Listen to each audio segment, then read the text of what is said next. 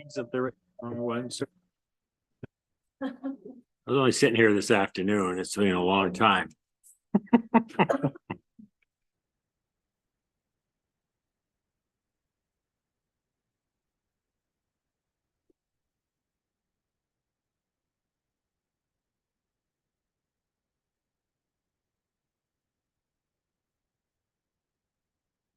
I don't go by that clock. It's never right. That's what I got too. That's what I got. That's what I'm going by.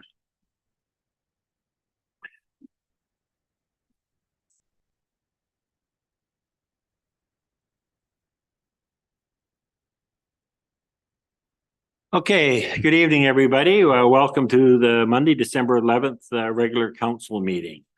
I'd like to call this meeting to order at 7 o'clock. First thing I'd like to do is the First Nations recognition. We acknowledge that we are on the ancestral territories of the Chena and Southbit First Nations, who are the traditional stewards and protectors of this land and its general resources. Our work does not start and end with this land acknowledgement. It is important action towards reconciliation, honoring the land and the Indigenous heritage, which dates back since time immemorial. Next order of business is approval of the agenda. That the agenda of December 11th, 2023 regular meeting of council be adopted as amended to include the supplementary items. Do I have a motion to that? Councillor McMath and seconded by Councillor LaJeunesse. Any discussion to the motion? Hearing none, all's in favor? It's unanimous. I'll just make a note at this time that unfortunately Mayor Tate is ill tonight, as well as Councillor St. Pierre are both quite ill, so they're not here tonight. Okay, public input. I'm going to read a statement, statutory hearings, and it's in regards to the chairing the public hearing. The public hearing has been held pursuant of the Local Government Act. As this public hearing, any person who believes that their interest in the property is affected by the proposed bylaw will be given a reasonable opportunity to be heard or to present written submissions respecting matters contained in the bylaw that are subject of this hearing. Copies of written submissions received to date are available. It is important that all who speak at this hearing restrict their remarks to the matters contained in the bylaw, and it is my responsibility as chair of this hearing to ensure that all remarks are so restricted. Those who wish to speak at the appropriate time, commence your address to the council by clearly stating your name and the municipality at which you reside. Then you may give us a benefit of your views concerning the proposed bylaw. Submissions must be received before or during the public hearing in order to be considered by council. Members of the council may, if they so wish, ask questions of you following your presentation or submission. However, the main function of council members this evening is to listen to the view of the public. It is not the function of council at this public hearing to debate the merits of the proposed bylaw with individual citizens. Anyone who deems their interest in property to be affected shall be given their opportunity to be heard at this hearing. No one will be or should feel discouraged or prevented from making their views known.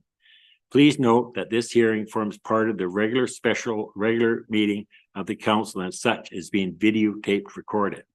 Videos and their contents, including any personal information disclosed during the public hearing, will be posted on the district website. So everybody knows what the game rules are there. So just the clarification, they comment after each item or before, or how would you like that? There's just the one item for consideration, and staff have a brief presentation, and then you can invite members of the public. All right, so I'll call on staff for the brief presentation, please. Good evening. Yeah, so this application is related to a site-specific text amendment to permit private club use within the C1 neighborhood commercial zone on the property located at 2197 Otter Point Road.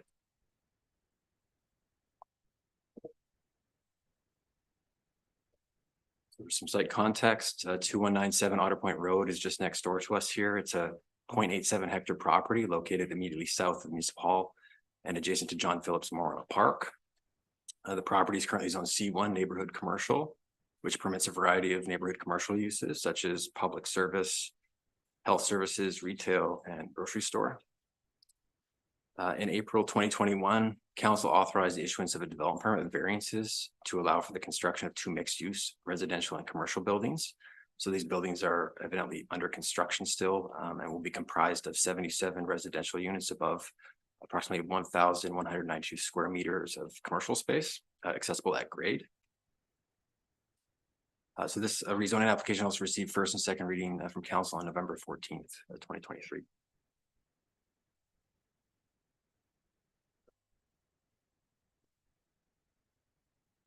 So the proposed zoning amendment is to permit private club use on the site. So this is a site-specific text amendment. Therefore, as noted, the text amendment will be written into the conditions of use section of the C1 zone. The proposed private club use would specifically be applied to the site only and not to any other C1 zone. Rezoning is anticipated to accommodate a 24-hour gym within the building's ground floor commercial space. However, rezoning to permit private club use would allow other uses that align with the definition of private club to operate within the commercial units at the subject property. These would include martial arts classes, private youth clubs, and space for private lessons in schools. That's all I have for my presentation. Thank you. Now I'll call on anybody from the public who would like to have their say in regards to this matter. You please come to the little table in the center of the room, press the mic on off button and state your name and the municipality of which you are from.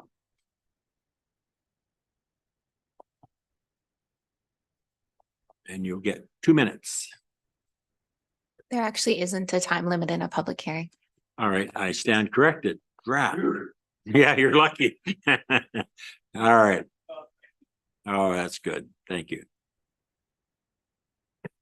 William Wallace from downtown Souk. And regarding this rezoning, I would like to ask what this use allows with the rezoning of 2097 Otter Point Road to a private club. Private club C2 zoning use is open for potential uses that are not applicable under the current C1 zoning. A health club use is mentioned under parking requirement, but there is no definition that I can find for a health club. I suggest that a health club definition be established that can be added to the use under C1, or as an alternative, a defined condition of use that has restrictions be applied to that lot. This application be achieved with the suggested procedures without rezoning and the conflict with OPC directives? Thank you. Thank you. Does anybody else would like to come up and comment, please?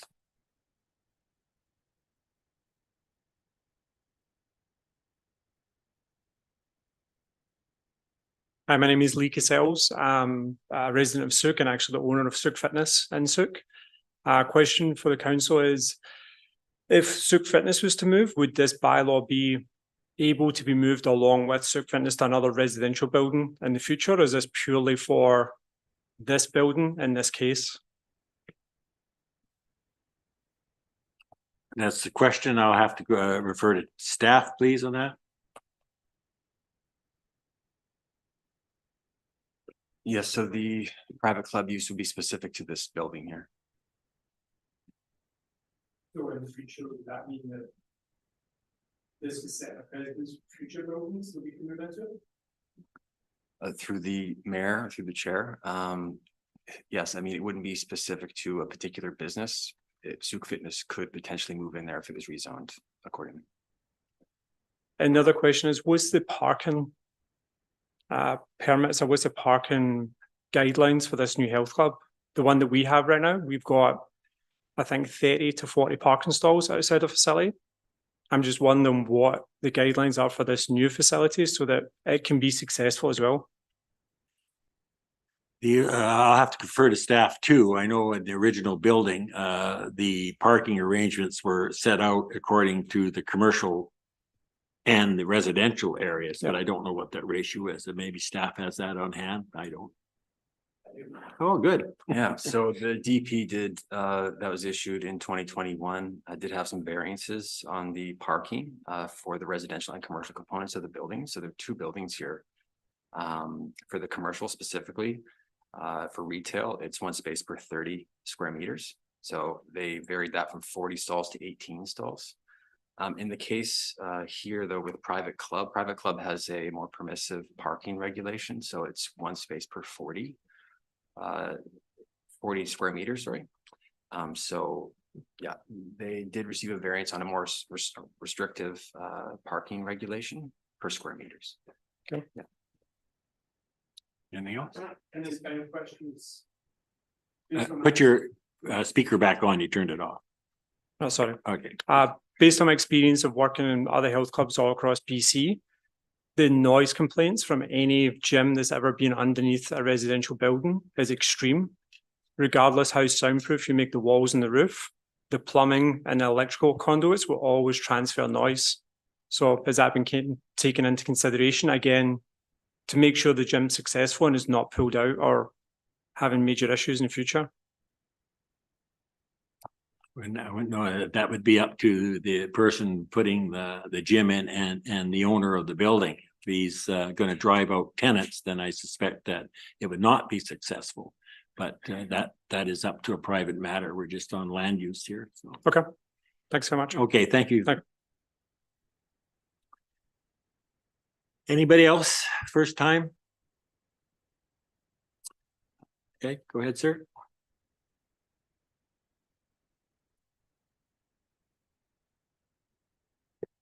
My name is Graham Mann and I live in Central Saanich.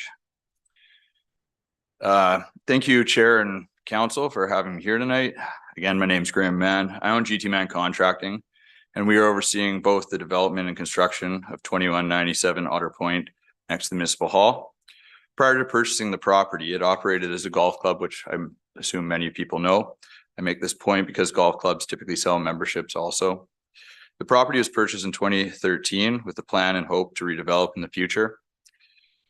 In May of 2015, Speed Source Fitness started operating out of the old golf club house and was well liked and had good membership. They did weightlifting, boxing, yoga classes out of the facility until 2020, just prior to the building being removed for the current development.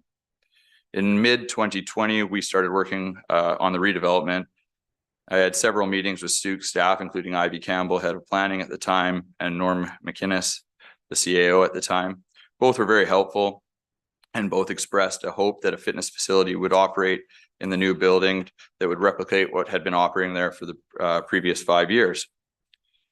So to our surprise, when we looked into the zoning further 8 months ago, upon inquiries from tenants to rent the commercial spaces, we were told that we need to apply for a text amendment as a fitness facility, gym, karate, jiu-jitsu, things of this nature are considered a private club.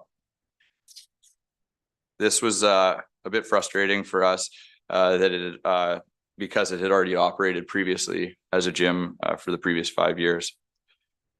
Not only are these places good for people's physical health, but it's also good for mental health and creating routine and discipline. When doing private ventures such as this, there's risk. We need to make sure that we have tenants to make this a viable project. Currently, we have 2 potential larger tenants, and that being a gym and a karate club that would like to rent, with no other anchor tenants at this point yet, and both would need this to be able to operate. My hope is that council will see this as a positive for the rapidly growing community in Souk, as well as for the 77 residential units that will call 2197 Otter Point home. Thank you very much for your time, and I'm here to answer any questions if you have any. Thank you. Okay, I'll just have you stay there for a moment. Is there any questions? Councilor Bateman?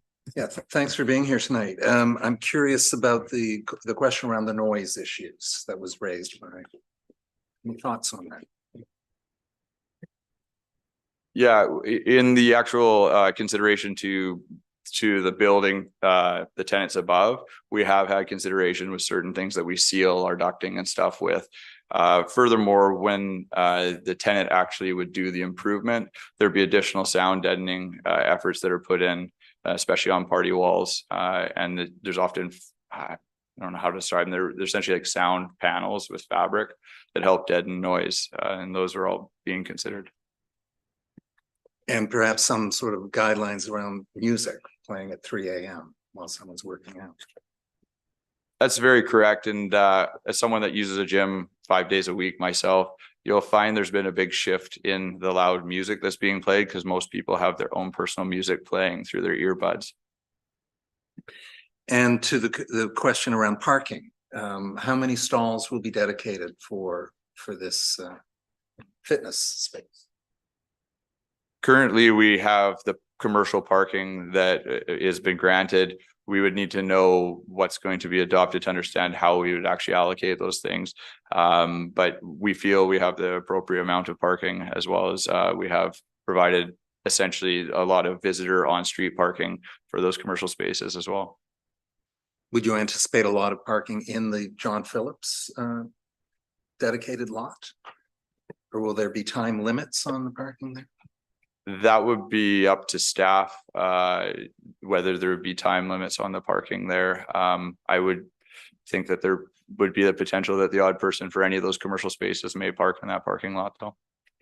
Now, some of our correspondents have noted this will be an American franchise gym. Is that correct? It's a 24-hour fitness facility, but it's a local owner that would be buying a franchise. Like you could have a local owner buy any franchise that would be in Canada that could be from, I guess, any part of the world that's a franchise. And how much, finally, how much of the, in building A, this is building B we're talking about, right? So building A, you're seeing a karate dojo of some kind. That's not on the agenda for tonight, is it? Just while we have the applicant here. No, I don't think so. I Okay. believe through staff that does apply because the karate club wouldn't be allowed to exist if this private, if the private club definition wasn't allowed, it wouldn't be able to be in the building. So, and I mean, I don't know if many people have done martial arts, but I think it's really good for children. It creates a lot of discipline and teaches them a lot. Okay, thank you. Any other questions from council?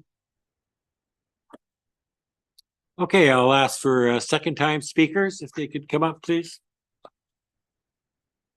Same drill. Name. I don't think I got my question answered when I was up here previously. The fact that they're changing this zoning into a C1 area allows every C1 area to have private club status. I'll go to staff on that because my understanding, this is a spot zoning for this zone, this spot only. No, It does not apply to all other C1s. But you're We can do spot zoning. auxiliary use, it's being transferred into auxiliary use status, isn't it, under C1? I don't know. You're the expert over there, so. Through the chair, this is Through you, I'll go to site-specific. you. Yeah, usually they're addressing. This is site specific, you're correct. Okay. This is the only extended use? So what other uses under private club or would be allowed if the gym fails? Can they put a restaurant in there under private club use? I don't know. A restaurant is probably fits under C1 anyways. I'm not sure. Yeah, it would fit. Or private club? You would have to go to the C1 zoning. And this C1 zoning has what every other C1 zoning has with the addition of this spot zoning. So it is everything else, what everybody else has, and this one as well. Okay. And I recommend that you give a definition to health club. It's referenced in under the parking area, but nowhere else in the under definitions is health club defined. Or unless someone can. We'll take that under advisement. So Okay, thank you for thank you. bringing that to us. Any other second speakers? Any other second speakers? Any other second speakers? Hearing none, I'll close that portion of the public hearing. Thank you, everybody, for your input. Asked some very good questions. Thank you. Okay, next order of business. is 4.2 zoning amendment bylaw number 893 600-98 2023 1097 Otter Point Road. Council discussion, zoning amendment bylaw, second reading.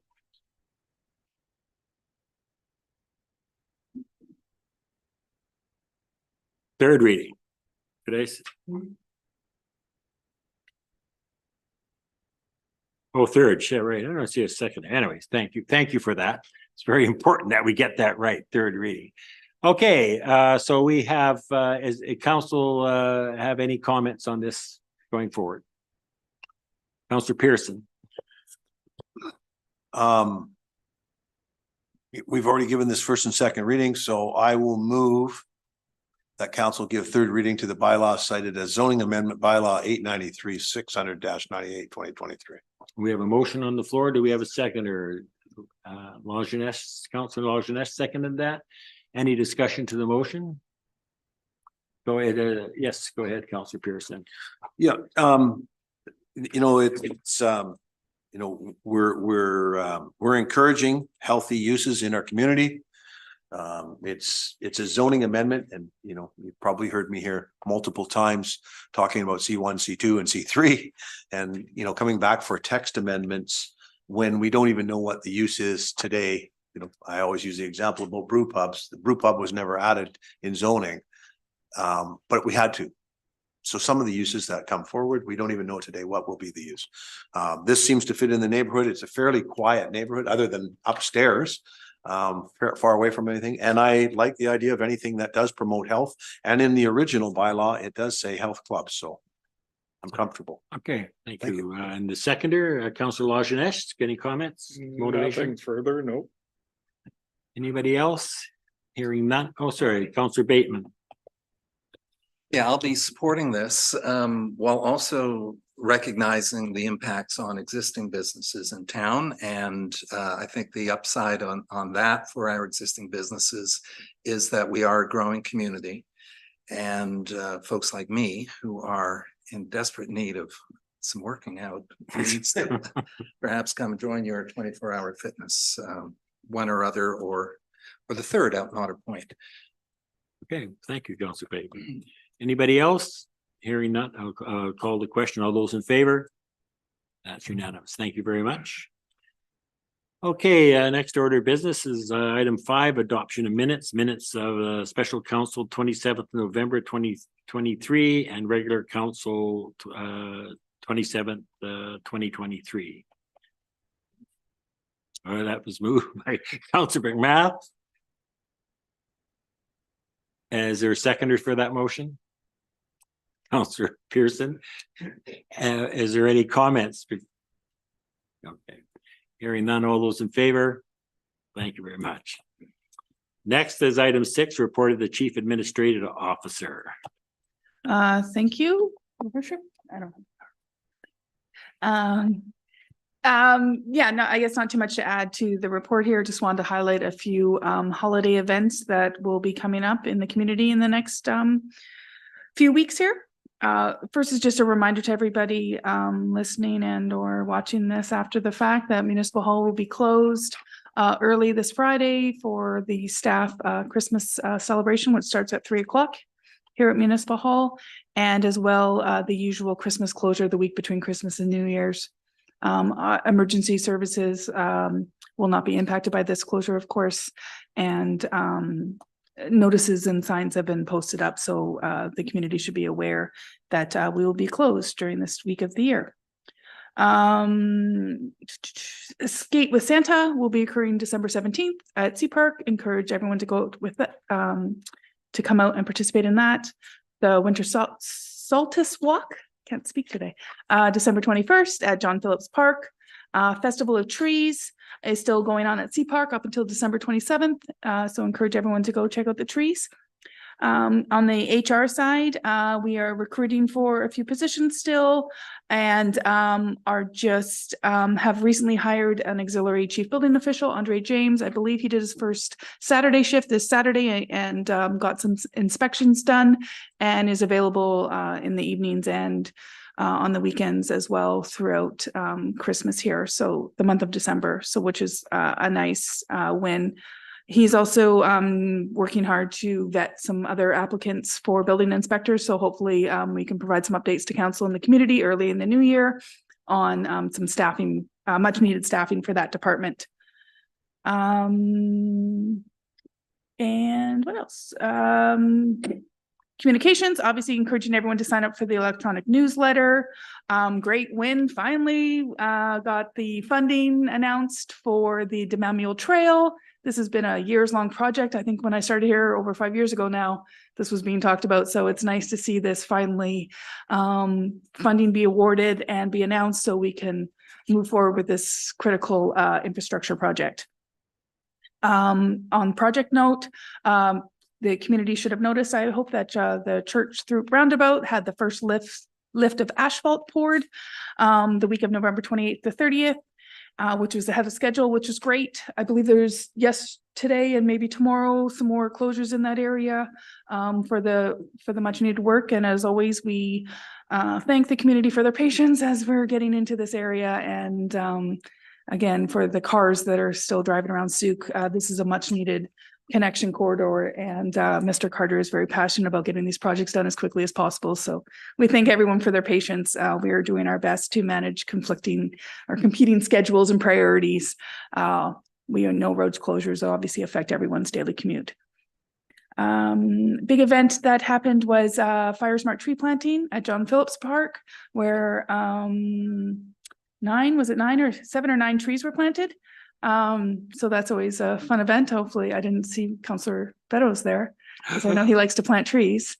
But it was a great event. It's really nice that we are, of course, as staff, we can only do so much. So we try to reach out to community groups as much as possible to help support this much needed work. Many hands make light work. And so it was great to see all these groups come together for this project. One thing that didn't make my report due to cutoff times was we got an honorable mention from the grumpy taxpayers. Usually they like to complain, so they created a new category for us, I believe, this year, and we got honorable mention for our budget consultation efforts and the Let's Talk page and the robust What We Heard report that came in front of council the other last week or the week before here now. So that's great. You know, that group usually has their is usually grumpy more than often than not. So I really personally want to thank Christina and all the staff in the departments who did a lot of heavy lifting trying to formulate this survey, consolidate the results, and present a really well researched and consolidated report to council and the community so everyone can understand where our priorities lie and why we're doing or recommending some of the things we're recommending. So yeah, I thought that was really nice.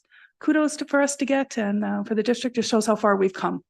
You know, again, thinking back with my 5 years coming up here, where we started to versus where we are now is night and day. And so I think the community should be proud of where we're going. And we've got some great staff here, and we're going to continue to try and improve processes and be as transparent as possible during the way. And this budget report is one major piece of it, of course. So I will leave it at that, and happy to answer any questions. Thank you for that very lively and upbeat report. Is there any questions of council to our CAO? Okay, so then I guess I need a motion for this, do I not? I believe so. Thank you. So we need a motion that council receive their support of the Chief Administrative Officer for information. Have that motion. McMath, Lajeunesse seconded. Any discussion to the motion? Hearing none. All those in favor? Thank you. That's done. Okay, the next is the public question comment period. This is where you get the 2 minutes from, correct? So anything on the remainder of the agenda that you wish to comment on or question, now is your time. You get 2 minutes. And if you need more than that, you request it, and it's up to council whether they grant you any further time. So I'll open that to the floor, the guests, and if you want to come up and comment on any of those things, feel free to do so now. Yeah, go ahead. I can see you move in this direction. Again, I know we know who you are, but state your name and your area where you live, please. Here's the ballot. William Wallace from Souk. I'm addressing two items. One is in reference to the November 27th council meeting. I would like to clarify that I'm not opposed to the Manual Creek Bridge. I think it's a fine objective. I just don't think it's should be a priority this time. The citizens of Souk have said that the traffic is our number one concern. The Phillips Throop connector is the number one proposed solution that addresses the priority concerns of residents. We're chipping away at the patchwork solutions that are directing attention and grant efforts away from this bypass solution. The present budget proposal of $15 million for roads, active transportation, and staff efforts might go a long way into fulfilling the community priority of the Phillips Throop bypass. The one thing in the asset management report, I want to say that it talks a lot about climate action mitigation and adaptation. As the recent COP28 demonstration on fossil fuel phase out has shown, the rapid implementation of the zero carbon step code, I think, is critical for Souk to show how we can stop growing our emissions and reduce our carbon. What are the plans for zero carbon step code adoption now? Thank you. Thank you very much. You did. You had 28 seconds left. My God. Anybody else wish to address council? Go ahead.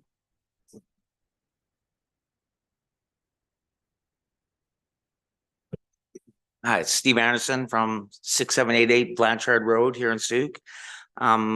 Is it okay if I make a comment in regards to something from the last meeting? As long as it's on, no, it's what's on the agenda from here on in. From this agenda? Yeah. Not from the public hearing part. No. Okay. My apologies. Thank you. Okay. Thank you.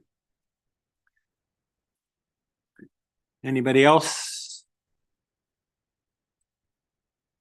Anybody else wish to come for comment second time? Anybody else wish to comment third time? And final time. Thank you, everybody that did comment. And we will close that comment period. Thank you very much. Next item of business, 8.1. Minutes of the November 2023 Community Health Care Meeting. And then we also have the correspondence, 8.2. Now I understand we can move both of these at the same time. Okay. That the correspondence received in November 27th through to December 6th, 2023 be received and filed accordingly. Someone want to make that motion? Councillor Pearson, seconder, Councillor Lajeunesse. Any discussion to the motion? Hearing none, all those in favor? I assume Councillor Pearson is putting his hand up, but thank you. Okay.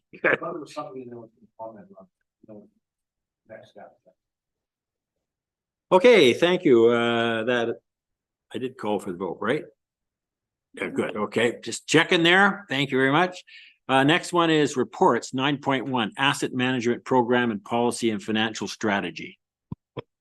Thank you. And through the chair to council, there's a lot of information being presented tonight. We've tried to do it in a pretty concise manner. When I got to the district, worked with the GIS department right away and found out we had a great asset database. Not many municipalities can say that, but we did. Kudos to the GIS department. What we didn't have is we didn't have an asset management plan, policy, or financial strategy going forward. These are key things to have to address infrastructure deficits that municipalities are seeing these days. In 2022, we were successful with receiving a grant from FCM to go forward with producing a plan, policy, and financial strategy. We've been working with Urban Systems since then. Tonight, I have Ms. Bernier joining us from Urban Systems. She's going to take you through a presentation on basically how we're getting to our recommendations. Ultimately, all the assets in Souk, there is a dollar value for those assets. What we're looking at is kind of a mid-range. The lifespan of those assets is going to determine the average annual cost to replace them. What we're suggesting in our recommendations, following Ms. Bernier's presentation, is a midpoint where you're projecting a 25% increase in asset life. It's sort of like a middle risk level. And from that middle risk level, we're going to be recommending financial strategies. I'll turn it over to Laura to give you guys a presentation, and then council will be presented with staff recommendations for this. Okay, go ahead. Thank you very much through the chair. Thank you, Jeff. Just make sure this is okay. Wonderful. Thank you. Yes, tonight I will try to keep things as brief as possible. There is quite a bit of information here. I know not everyone is as enthusiastic as asset management as I am, but I'm sure and hope that you will find it interesting nonetheless. So really what we'd like to cover with Mayor and Council today is ensuring that there is Mayor and Council is provided with comprehensive information that enables you to make holistic decisions about service delivery, including considering the costs of providing those services and understanding the risks that may impact service delivery. So a few key outcomes of our session will be to ensure that we're understanding the core concepts and the scope of the study that was done for the asset management plan, the long-term financial implications of managing the community's assets. We'll also be covering climate change and the community's assets and infrastructure risks according to climate change, as well as equipping yourselves with information to make decisions about long-term funding, given the current available information. And we'll be doing that through a brief Asset Management 101 presentation, and then reviewing the asset inventory and the asset replacement forecast, which covers some key questions like what assets do we own, what are they worth, when approximately will we need to replace them, and approximately how much should we be investing in our assets. From there, we're going to go into a little bit more depth on the long-term financial scenarios or options that have been provided, as well as some of those key points around incorporating climate change adaptation into those financial options. So in terms of an Asset Management 101, you may be familiar with some of these principles already, but just so that we're all kind of on the same page here. Some of the key principles that we're looking at is that asset management is about continuous improvement. It's not a destination, rather it's a journey, and it requires continuous improvements and updating these plans along the way. It also brings together skills, expertise, activities of people, assets, and financial information, including your staff who have been very key to this process. It's really about making informed decisions that consider services, costs, and risks to the assets to make the best informed decisions based on the available information. And it's about taking action to make the community more resilient and sustainable over the whole.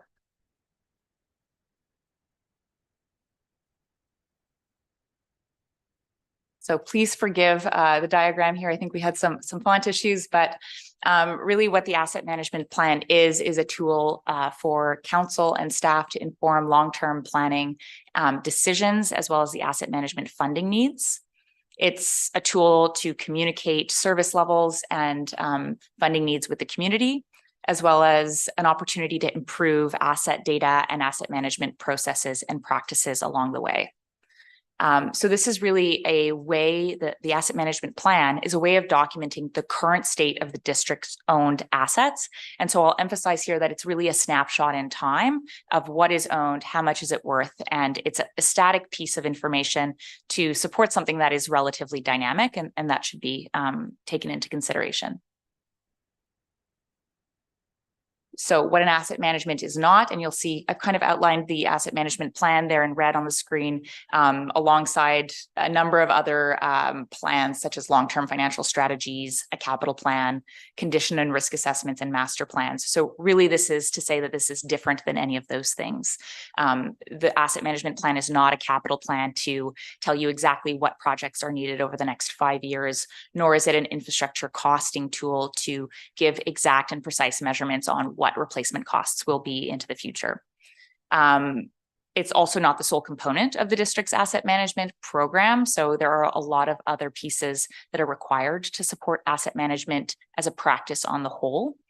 And it is really assuming like for like replacement. So this isn't a document that incorporates level of service changes like building facilities and replacing them with much bigger or more expensive facilities. It takes stock of what is currently owned and assumes like for like replacement of those assets.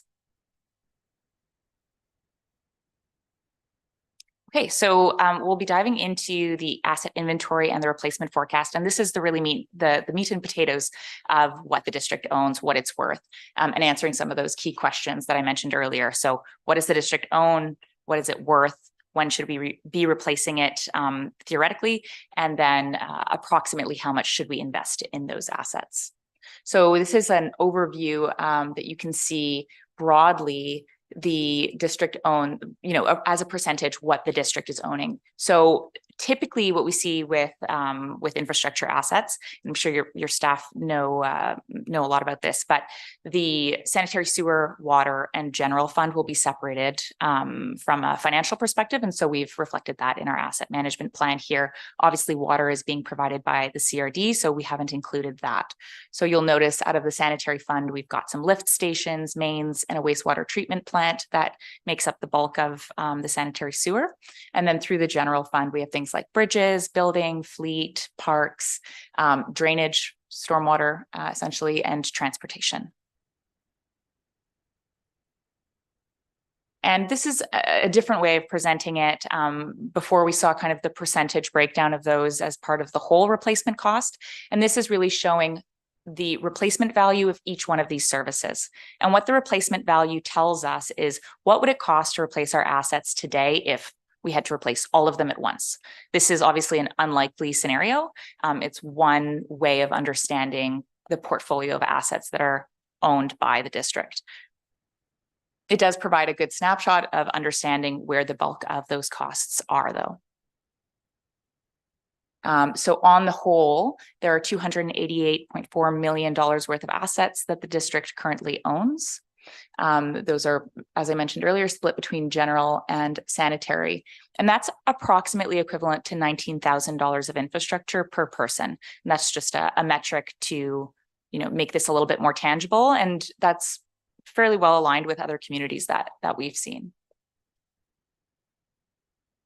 So in terms of when assets will need to be replaced, understanding this really helps plan for investment heavy years and helps create financial sustainability over time.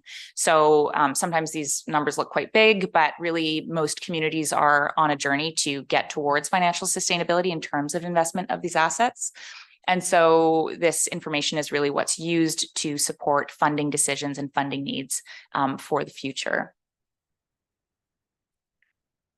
So when we're talking about the asset replacement, we're really looking at the approximate replacement timing of assets as a function of their industry standard service life. So for instance, an industry standard service life of a building might be 40 or 50 years, depending on who you ask.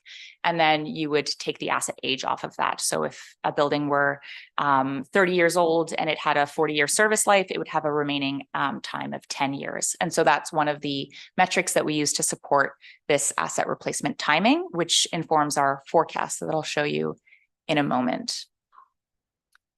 So this is the asset replacement forecast for SUC. This is when we compile all of the district's assets and look at the approximate timing of their replacement based on that standard industry value that I was speaking to. You start to get a graph that shows some of the potential investment heavy years based on the prediction of when assets might fail. This isn't a capital plan. This won't tell you exactly how much spending you need to do over each of these years. However, it starts to paint a picture of approximately when we might see replacement needs. You'll notice that in 2023, there's significant costs there. And really what this is a infrastructure backlog. And we see this throughout Canadian municipalities, government of Canada. It's fairly routine to see something like this. It doesn't mean that all of the assets are going to fail in 2023. Rather, there are a number of assets that are beyond their industry standard service life that may potentially pose risks to service delivery in the future. So it's an area that the district could look into further through condition assessment work or through enhanced maintenance of some of their assets.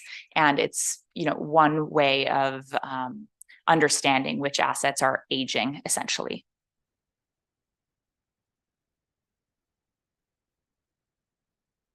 Okay, so what this tells us or helps inform is the investment levels that would be helpful to start putting towards reserves in order to support that that graph essentially, and making sure that in those investment heavy years, there is enough funding to support making those replacements. And so when it comes down to how much is required for investment, there's no easy or right answer. It comes down to making decisions based on the information that you have. And so we'll be looking at some of the trade-offs there. So there's obviously trade-offs between kind of the risk that you're willing to accept, as Jeff mentioned earlier, the levels of service that are being provided and those costs. So we'll be looking at the average annual life cycle investment, and we call this the ALKI, and that is the target current funding levels that are used to inform some financial scenarios. And so this is really a function of the replacement cost of the asset that I mentioned earlier. So all those pie graphs over their service life. So you start to take those replacement costs and bring them into some real tangible years annually. So as we look through this, we're going to talk a little bit about risk here. We start to broach the topic. So recognizing that as we reduce funding, we'll require more maintenance and it will increase some of the risks, but I will speak to that in the next section here. So from a theoretical perspective, if you took all of these assets and divided their replacement costs by their service life, you have an annual life cycle investment of $7.26 million per year. So if you put away $7.26 million a year, you're theoretically covering all of the assets and their service lives that we're seeing in this graph, and you would be completely financially sustainable according to the current assets that you own. Obviously, that's a pretty big number. So we've broken these out into some financial scenarios for council to consider. So this is what I was alluding to earlier here. We have those industry standard service lives on the left hand side of the screen. And I know it's a little pale, but at the bottom, we can see that there's, as you increase the service life of those assets and you assume that there's potentially 50% greater service life to an asset, you would also be increasing the risk. And that might require increased maintenance or increased condition assessment information to really understand what condition those assets are in. So we've broken out the annualized life cycle costs according to 3 scenarios based on those risk levels. So in the first scenario, we have that theoretical industry standard service life. The engineers tell us the assets are going to last this long. That means we need to invest $6 million in the general fund and 1.2 in the sanitary fund. If we look at extending the service lives through great maintenance programs and assessing the condition of these assets, we can start to see a slight reduction in what we would potentially need to put towards those assets. So you have ALKI scenario 2, which is a 25% greater service life of your assets. So assuming they last 25% longer, you see 4.85 million for general and just under $1 million for sanitary sewer. I believe that's the option that staff is recommending to attain over the next some odd years, which we'll dig into in the next slides. And then lastly, you have the 50% greater service life, which is $4 million for general and 0.8 million for sanitary. No, that's not scary at all, is it? And that's, that is the typical response that we would see when you start looking at these theoretical lives that, municipalities are looking at for funding their, all of these assets. And achieving that is, as I said, incremental and something that we need to do over time. And that would be very typical. So most communities are kind of on this journey towards incrementally increasing the amount that they're contributing to reserves to eventually attain that level. And so what we've proposed is a few financial options. This is the general fund. We've separated them out for administration and transparency here. And so I'll pick on a financial option 2% per year, as that's what's being recommended. And so we would see that middle dark blue-gray line attaining the kind of middle dotted line, which is our ALKI scenarios. And so you kind of see that trajectory from having little reserves up towards having, I believe it was near $5 million in the year 2045 approximately. And so you're incrementally increasing the contribution to reserve by 2% every year in order to attain that 25% greater service life over the next 20 to 23 years. So that would be the general fund scenario. And then we have this really funny looking graph for sanitary sewer, which is really designed to be in step with the update of sanitary sewer bylaws, which is driven by user rates rather than a financial exercise in general taxation. And so this is really just to show that there's a 5-year increment between each time we can raise the sanitary sewer rate to contribute those towards reserves. And the recommendation here would be the same, to use the financial option 2, which is 20% every 5 years in sanitary sewer rates to support funding that 25% greater service life for sanitary assets. Okay, last but not least, incorporating climate change adaptation into these rates. So climate change is going to have potentially minor to potentially quite significant impacts on infrastructure assets. This will impact risks, levels of service, and costs. So likely climate change predictions are showing that there's a decrease in asset life cycles. So that would increase costs, for instance. There may be decreases or changes to the services that are needed. For instance, spray parks may be needed in events like heat domes, things like that. So we'll see some changes as a result of climate change that are outlined here. And integrating climate change into asset management processes supports better long-term sustainability over time. And that if we are proactive and preemptive with ensuring that there's financial contributions towards climate change adaptation, we know that we'll be better positioned in the future to support those projects, which are going to come down the line eventually.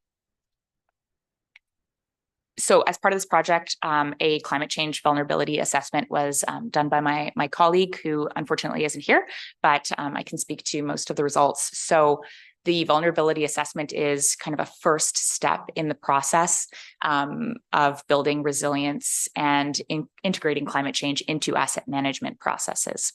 And so most of the vulnerabilities that were identified through that assessment were to the general fund. So were to drainage systems, parks, roads, buildings, bridges, and those assets. We found that the sanitary assets were not as vulnerable to a changing climate. At least it wasn't clear how they would get impacted. So we would suggest that, there may be further investigation to identify what those risks and impacts could be to those assets. However, at a preliminary level, we know that they will be at greater risk. So in order to start incorporating climate change into asset management, we would suggest that there would be some contribution to financial reserves in order to, we know that there are some stats showing that there's a 13-fold kind of gain or return on investment for every dollar spent on climate today. And so this is the sentiment behind giving a 1% contribution to the general fund to support climate adaptation for the future, given that those are the assets that are going to be at risk in a changing climate scenario.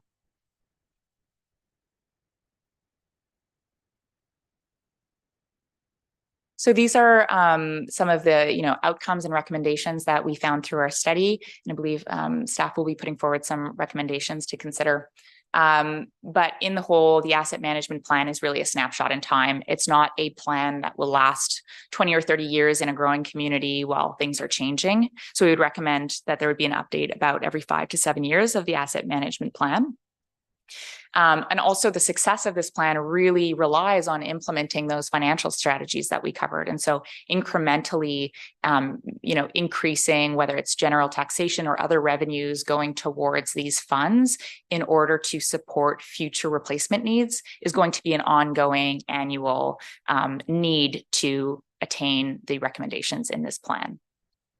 Another key outcome that Jeff mentioned earlier was that there was really, a good inventory in place in Souk when we arrived, and there was very high quality information, but there was this disconnect between some of the condition assessment work that was done and how that was incorporated. And so that would be really valuable in the next iteration to ensure that there is, capturing of the most recent data. And then lastly, that implementation of a 1% annual levy for climate change towards the general fund in order to support future climate change adaptation and mitigate those risks. And that's all I have, and I'm open to discussing any questions. Thank you very much for that presentation. And I will ask council for there any questions or comments, or who wants to go first? Councilor Pearson, go ahead. Try to remember the whole presentation. So I was trying to write down some questions as I was going. I guess it's like, thank you for the presentation. Thank you for pointing it out. So obviously there's the legal requirements and there's some, good governance that takes place on this. And through this process, did you identify any big risks that were out there? As far as our assets, like, oh, see our financial, you're smiling at me. No, was there any large scale risks that we should know about, and how do we communicate that to our auditor, as an example, that there's something that's out through the chair? That's a great question. There were a number of risks through the climate change vulnerability assessment that I think could be followed up on. This was a very high level assessment of those risks. And so we'd recommend, investigating a little bit further to understand the impact of those. So this was really a mapping out of what risks might occur. The level to which is still a little fuzzy and would require some further investigation. Something that came up through discussions with staff where, vulnerabilities as a result of having, and I'm not sure if the question is concerning climate specifically or with respect to all in assets. general. You can apply it anywhere you want. Yeah. So with respect to the climate change piece, there were concerns of, what if there is an extreme precipitation event along with a king tide event, and, the confluence of those events could be potentially creating high risks with things like bridges or roads, for instance, in a seaside community. So that was one risk that was discussed. On the asset management planning side, again, it was very high level, and what we were doing was really taking an inventory and turning that into some financial strategies to support long-term resilience. And so risk assessment work could be done to further investigate what assets are, posing risk from a condition perspective or an age perspective. One thing would be to, look at that backlog. That's an area where assets start to be aging, and that would be very normal to see as well. I could sorry, Councillor Pearson. I could build on that a little bit more. So when it comes down to the risks of assets, you look at everything in terms of their condition assessment. What I look at personally, and I have my staff focusing on, is the consequence of failure. So I look at the assets that if we do have these large events and they are going to fail, which ones are going to have the biggest impact to the public and to people. So reference to what I've done for some of these is we looked at a lot of the critical storm mains that are outfalls that are taking the town center and stuff like that. I've videoed all these, I've identified them, and there will be recommendations coming forward for a few major replacements in storm lines. One might be through Francis Gardens. There's other ones looking through the town center area. We've identified those. Another big ones that have huge consequence of failure are the bridges. So every year I have assessments done on every single one of the bridges within Souk. Going into budget deliberations in 2024, I will have recommendations going forward to address some of critical maintenance items that will prolong the life of these assets. So in terms of the ones that pose the most risk, we can't go inspect the conditions of all the assets, and it's not going to do us too much good, but we will focus in on the ones that are critical, have the highest consequence of failure, and we'll bring forward those recommendations for sooner rather than later replacements. Go ahead. Sorry, I got one more piece unrelated to the roads and infrastructure piece. Is a reporting requirement this year is asset retirement obligations from on our financial statements. So what we're undergoing for the 2023 year end is an assessment of our assets. And if we have a retirement obligation when these assets reach end of life, then we need to account for this liability on our financial statements going forward now. So you'll get more information on this through 2023 year-end audit process.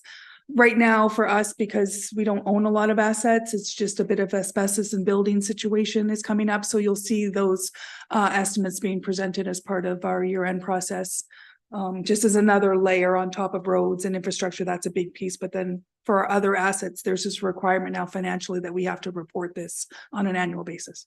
And so, sorry, to build on it even more, a huge important piece of this is a lot of the grants that come out, like we can only fund stuff as a municipality through taxation, through grant funding and through reserves. And a lot of the grants coming out, they have stipulations that you must have an asset management plan policy in place. You must be implementing it and working towards it, or it makes you ineligible for the grants. And when I talk about addressing some of the critical assets, yes, we look at these things and say, I could bring a project forward. We need to replace this one. It's critical. It's a $3 million replacement for the whole thing. However, we don't have the money to do that. So let's go do a temporary patch kind of repair on it. We're going to spend twice the amount of money. We're not replacing the asset to its fullest extent, and you're just spending money poorly. What we're presenting, what we'll get to in the recommendations, like Laura alluded to, is this midpoint where we're saying, let's do the midpoint risk, say the assets will last about 25% longer, and that will constitute a 2% increase every year for about 30 years, 32 years, I think I have in the report. Where this comes in substantially beneficial is that 2% does generate us a couple $100,000 a year, every year compiling on it. So after 5 years on 2%, that would generate $1 million coming in annually. The 3% is a choice in the recommendation, adds that climate vulnerability assessment. So instead of doing 2% a year with climate action, it says 3%. Now with 3% a year, after 5 years, you'll be bringing in $1.5 million annually. Right now, council's been great and proactive in supporting like transportation master plan implementation. It's been great. I'd hate to say we've spent a lot of the money, but we've spent a lot of money. We're looking for funding sources, and this taxation asset management reserve can be used not for all asset replacements, but when we're doing things like, say, Phillips Road corridor coming up, and we have this reserve in place, we're not going to be scratching for funds to come up with our portion of a grant opportunity if we have to contribute, say, 25 or 40, up to 40% for the project. We could use this fund to pay for the district's portion of these large scale projects, because you're actually replacing, say, 60% of the Phillips Road will be replacing existing assets. The new sidewalks would be new assets, but extremely critical to address the asset infrastructure backlog that we have in the municipality. All good stuff. Okay. I have. I'm gonna go to, Okay. so I'll come back to you. It's a good segue there Okay, for Councilor next Bateman, question. Yeah, thanks for those questions. You've got us started well. I'm curious for the baseline, our current reserves. I know we have a capital asset replacement fund and others. Where do we stand in terms of reserves? Well, we're right in, I'll have a better answer for you with 2023 year end being complete. So right now, just based on 2022's year end, this is the part of my frustration, is that we have multiple reserves that have a little bit of capital uses available. The main one is the capital asset replacement reserve. But per that bylaw, technically the minimum or the maximum that we need to contribute is only 0.5% of amortization, which right now is annually $3 million a year. So that's only $15,000 a year that must go into that fund per the bylaw. On an annual basis, staff will, as part of the budget cycle, figure out if we can put some more funding into that reserve fund every year, but it's not a guarantee. It's not a maximum. A couple of the other reserve funds, like it's even less, it's a few $1,000s that go in there depending on a fee that's collected or not. So that's part of the issue is I think what that Urban identified as part of this process that have known has been an issue, is we need a more succinct reserve fund bylaw that specifically speaks to this. And it's not just little pieces in some of these other, like there's the capital works reserve, which a little bit of money goes into for depending on certain things, the fire equipment reserve. There's a casino revenue reserve, which has a capital piece to it. So the goal of this, if this is supported by council, is we can come back with a more fulsome report that will advise you exactly where these current reserve funds are at, what our recommendation is for this new reserve fund bylaw, and seek that guidance and clarification from council going forward. So like we're in an okay position right now, but it's not sustainable. And as Mr. Carter alludes to, our assets are needing repairs. So, you know, even if we had $500,000 in the capital asset replacement reserve fund, we could spend that tomorrow, like the renovation and the fire hall cost more than that. So $46 million, right? Or 43 of immediate need. yeah, in theory, in a perfect Yeah, world, in I theory. guess, in theory, if we decided to do that. So yeah, we're not in an excellent position right now. We are, you know, holding on, Yeah. but I think that's the purpose of this report, was to, you know, have some more solid information to base all of this on, and Yeah. then we can provide some thorough reports to you in the new year on where all these reserve funds are at, why we're recommending consolidating them to X, and where the status of each one Yeah. can be presented at that time. Thank you. So I think you made it clear that Souk is not alone in this, that the FCM in fact created this funding program because it recognized the national problem. Could you address that a little more? Through the chair, absolutely. We know that the Canadian infrastructure gap is large. There has been a downloading of assets from higher levels of government, not to mention asset management has, I think, become mainstream only relatively recently. So, you know, as far as the backlog is concerned, the 43 million or whatever that exact number, I'd suggest that, you know, a lot of care is provided by staff to ensure those assets are running well. And those maintenance efforts can go a very long way in terms of extending the service life of those assets. And these are industry standard service lives, but most communities are in very similar positions, some in much more dire positions, some who are, you know, trucking along and, you know, very, very diligent financially. So there's a really wide range of spectrums of where communities are at, but it's not uncommon at all. Asset management has really come to the forefront in the past decade, maybe two, in terms of building these reserves. And they're, you know, it can feel like a mountain. And that's why it's really broken down by those 2% increases annually to just start building awareness that there are assets that need to get replaced rather than only growing new assets, which has typically been the rhetoric that we've seen, you know, politically and otherwise. So One more for you. And oh, one more. Then I'll come Okay, back. I'll have come to back. choose Make which sure one that you're to heard. choose.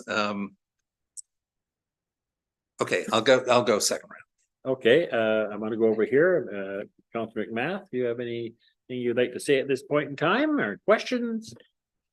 I just have a couple of questions. So the only financial options listed in this report is through taxation, which is not ideal. I respect it's a high level report, but I was really hoping to see some more pieces around granting opportunities that were mentioned previously by yourself, which is great. I know our transportation master plan and a couple of those plans that we've created have given us the opportunity for funding. But one of the pieces is that the province has mandated increased densities on municipalities, and Souk's an exception in the sense that we only have one way in and one way out. And Highway 14 belongs to the province. My concern with this report is if we say that, you know, we are going to set aside money for the increase in density into our community and we have a financial plan towards that, then the province will say, perfect, it's all yours. And so I feel that at least at first blush, that it sort of takes away the only leverage we have to push back in terms of funding that could come from the province. That's because the push for density is going to have a direct impact on the pieces that we've discussed tonight. And then I was just wondering as well, in this report, your sort of timelines for the infrastructure pieces, is that taking into account the increased density that's going to be pushed through by the province? Sure. Yeah, through the chair. The current report doesn't incorporate any consideration of increased density or growth. The asset management would only cover renewal. So it would only be, you know, condition related failure rather than kind of like the capacity related failure that you might see through densification. So this would really be only to support the replacement of what is currently in the ground that Souk residents are already using in terms of those infrastructure assets. You know, as a first point, considering the piece around taxation, and there are other revenues that would be put in place for anything that was growth related. So for instance, development cost charges would really support growth related infrastructure. So if there were a need to bring in larger capacity infrastructure to support densification as a result of the changes to the provincial legislation, that could be the development cost charges could really be leveraged to support funding needs in that space. But the asset management is really for renewal and replacement of the existing assets that are already built and capitalized by the district. And then in terms of funding sources, there are grants available for largely for capital renewal or capital infrastructure that's new. I haven't run into as many grants and funding opportunities for renewal as that, the province is looking to more and more communities to start to, implement asset management programs, but there could be some other funding sources that perhaps staff could speak to. And general taxation would be one example of those funding sources. So if other funding sources were available to the district, they could certainly be leveraged if they were appropriate. Mr. Carter, you're going to comment? Yeah, so just along the lines of what Laura's alluding to is everything is like for like replacement. There's no grant opportunities to basically fund an asset management program to replace your existing assets. There are grant funding opportunities available, and they're usually to build new assets. But how I kind of hone in on that is when we go to do a new asset like a Phillips corridor, I'll keep going back to that. We're redoing the whole corridor. We're putting in new boulevards. We're widening it, putting in sidewalks, but we're also replacing an existing road, the existing road base and some of the utilities. So even though the asset management piece of it, it's funding like for like replacement, we can use this funding through the taxation to offset some of these costs and to achieve some of these grant opportunities. To the stormline and densification thing, this doesn't, by council committing to an asset management program, doesn't say, hey, we have this program and funding in place that will basically build out all the requirements we need to support the new densities coming in by the new bills. It does not do that at all. If we have a 600 sort of 0.6 meter storm main, this asset funding will replace that 0.6 meter storm main. It will not upgrade it to a 1.2 meter storm main. That funding has to come in through hopefully development funded solutions, such as the development cost charge program we brought forward and council adopted in June last year, and we will be bringing a further update for council's consideration in January, February 2024. But yeah, these programs are essential. They will help us replace a lot of failing infrastructure. We are in not a great position, I would say, as all council knows. This was a rural municipality. Everything was built to rural standards here. There is a lot of failing existing infrastructure that we cannot afford to replace. And this is sort of recommendations to get us back into more sustainable delivery of asset replacement for the district. Just on that note, a lot of those pieces came from the federal and provincial government, which is hysterical. But how are we to quantify the timeline of a piece of infrastructure degrading more rapidly because of a push of an increase in density from the province? So Laura can build on this one. She can push on it. It all comes down to the studies and requirements that we have to put on developers when they bring developments forward. We have to say you have to run like a sewer impact analysis. You have to run a stormwater analysis. And if the quantity that they're pushing through the pipes is going to be too much for our capacity, we're requiring them to replace that. And that's a lot of the requirements that engineering would bring forward in relation to a lot of the developments. We won't just say keep going and keep going and keep going until it breaks. Big development comes in, we'll say you have to spend X, Y, and Z on all this new infrastructure. You may not like the costs, it may offset your profits, but it's required because our infrastructure doesn't support it and we can't fund it through asset management replacement. But the piece to me that's missing is where the province is stepping up, considering the download that they're pushing on the municipality. So you referenced like the development cost charges that we still need to review because that program isn't working right now.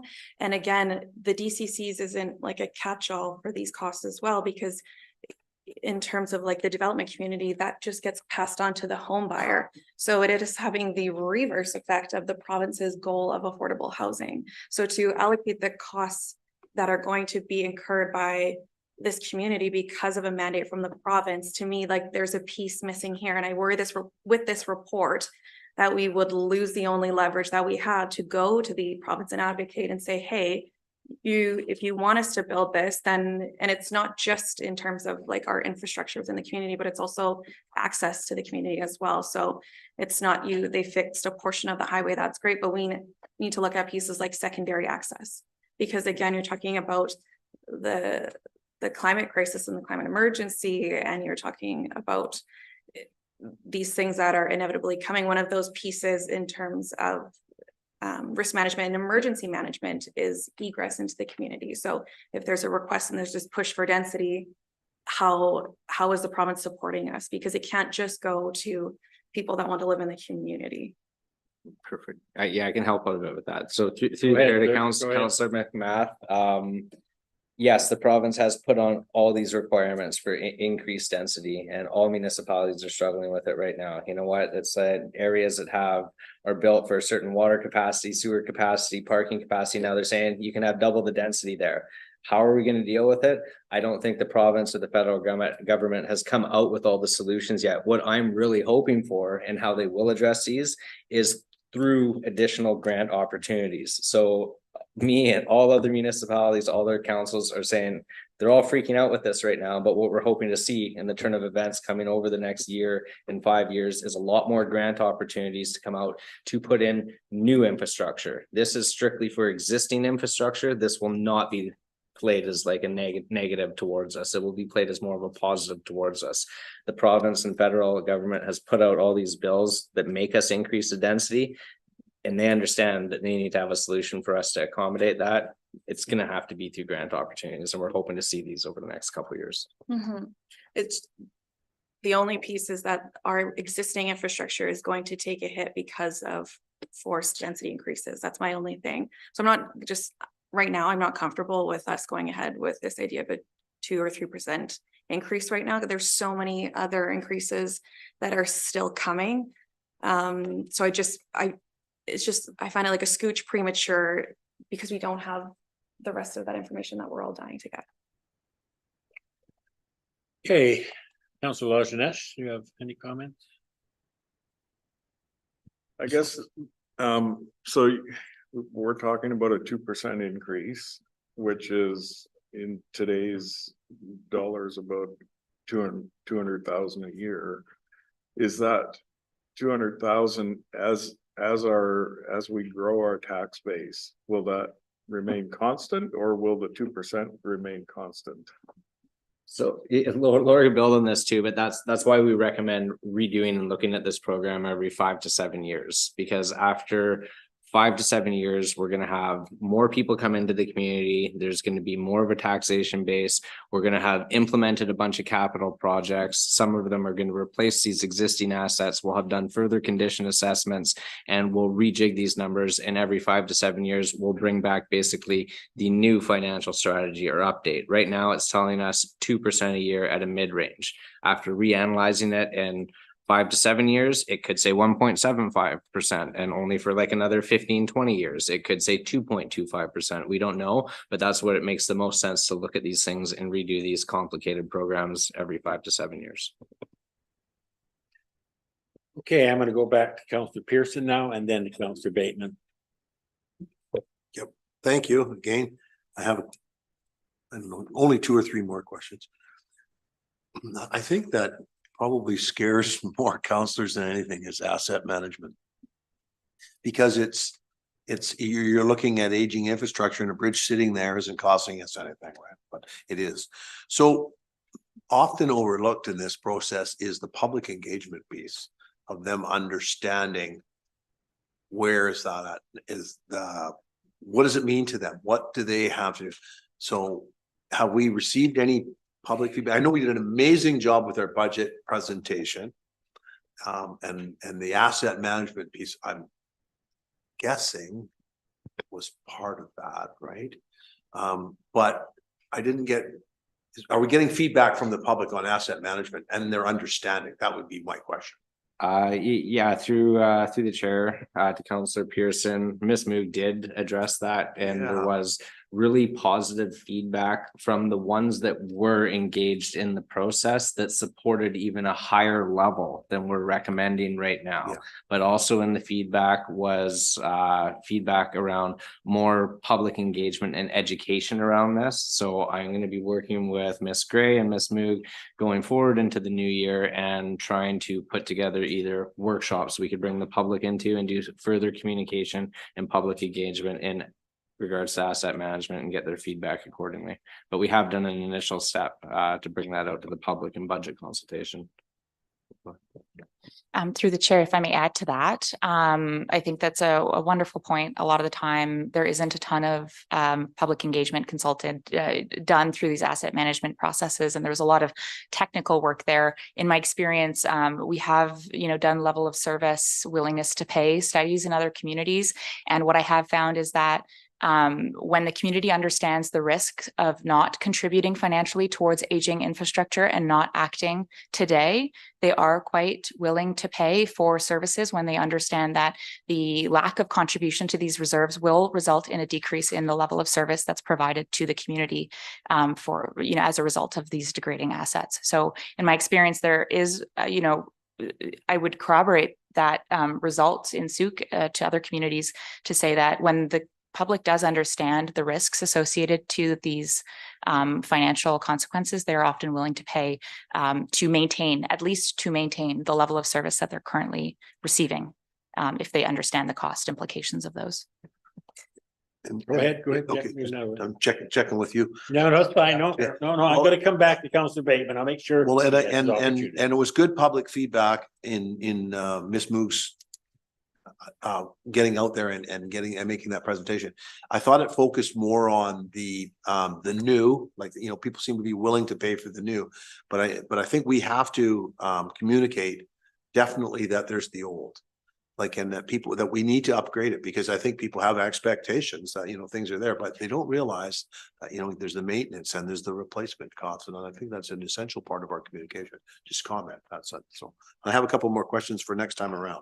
Okay, I'm gonna go to Councillor Bateman now because he's starting to get red. Yeah, I've got 4 questions. Go ahead. You've been very patient, Councillor Bateman. Go ahead. So the scariest word for me is not asset management, though it's proving to be tonight a little bit, but property taxes. So as a homeowner in Whiff and Spit, I'll be seeing a 2% increase for this sum. But if I'm in the sewer specified area, a 20% increase every 5 years.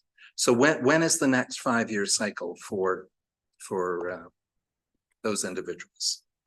Through the chair to Councillor Bateman, sewers it's a little bit more complicated in regards to timing. So right now, we're working on sort of unwinding the sewer bylaw. There's in terms of user fees right now, just for easy numbers, say the users in the sewer area are paying $1,000 a year. Right now, they're paying basically $500 to operation and maintenance, and they're paying $500 towards the parcel tax, essentially, of the loan to put in all the sewer. What they're not paying for right now, which is absolutely critical, is the asset management piece. So call that like another $500 right now at this point.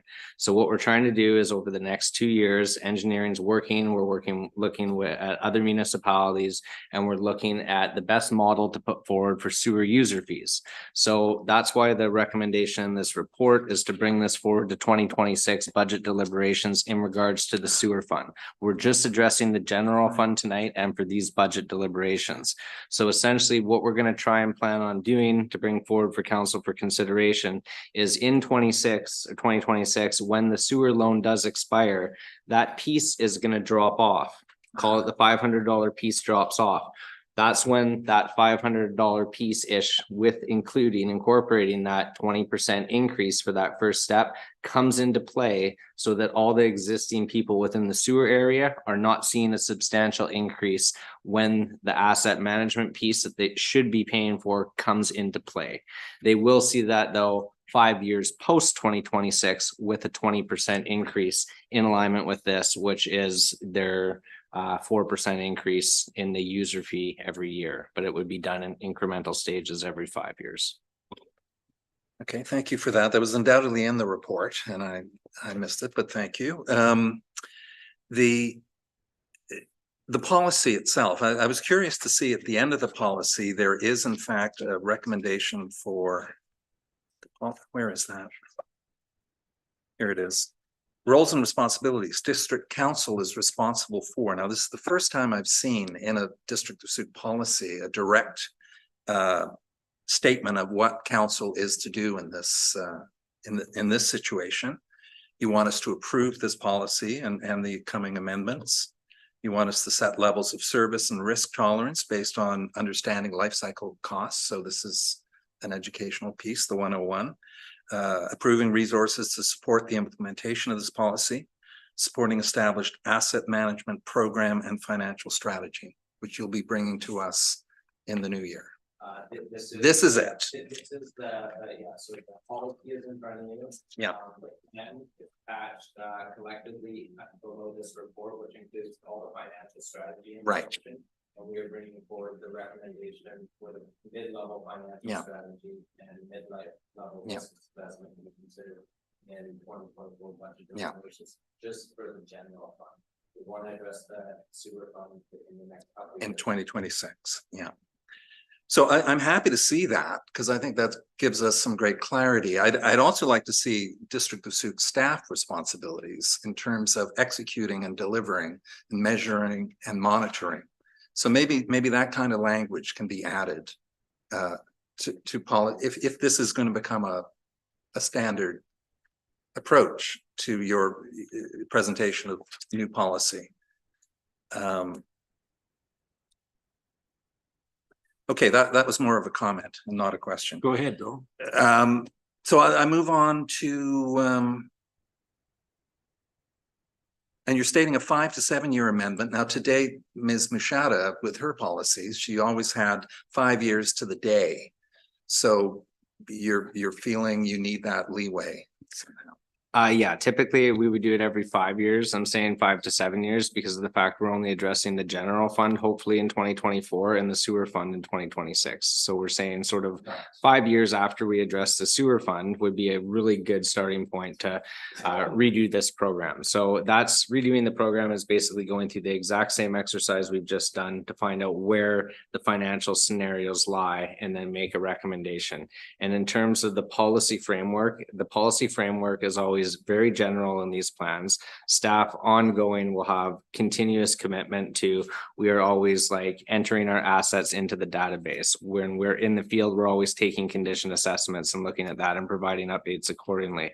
Like I alluded to before, I focus on some of the critical areas with my staff to look at the ones that have the biggest consequence of failure. We're constantly providing these updates into the database. We're constantly updating the database as new development plans basically get approved and come online and new infrastructure gets built. We're continuously doing this behind the scenes like every day. When we do small capitalized projects, that gets updated into the GIS database and therefore extends like the service life. So we do all this stuff nonstop behind the scenes, and that's what the policy framework does allude to. And then it's looking at redoing sort of the program every 5 years and looking at the policy. I would say the policy would have very minor amendments, if anything, within 5 years, but the meat of the financial strategy may either have an increase recommendation or a decrease recommendation to the annual percentage that you want to put away every year. Okay, finally, I just wanted to finally touch on these, the 1% for climate adaptation. So in recent years, I guess we've had the washout of charters down the base there, which was a cause of the heavy rains in 2021, maybe November 21. Just this last week, we had that rock slide.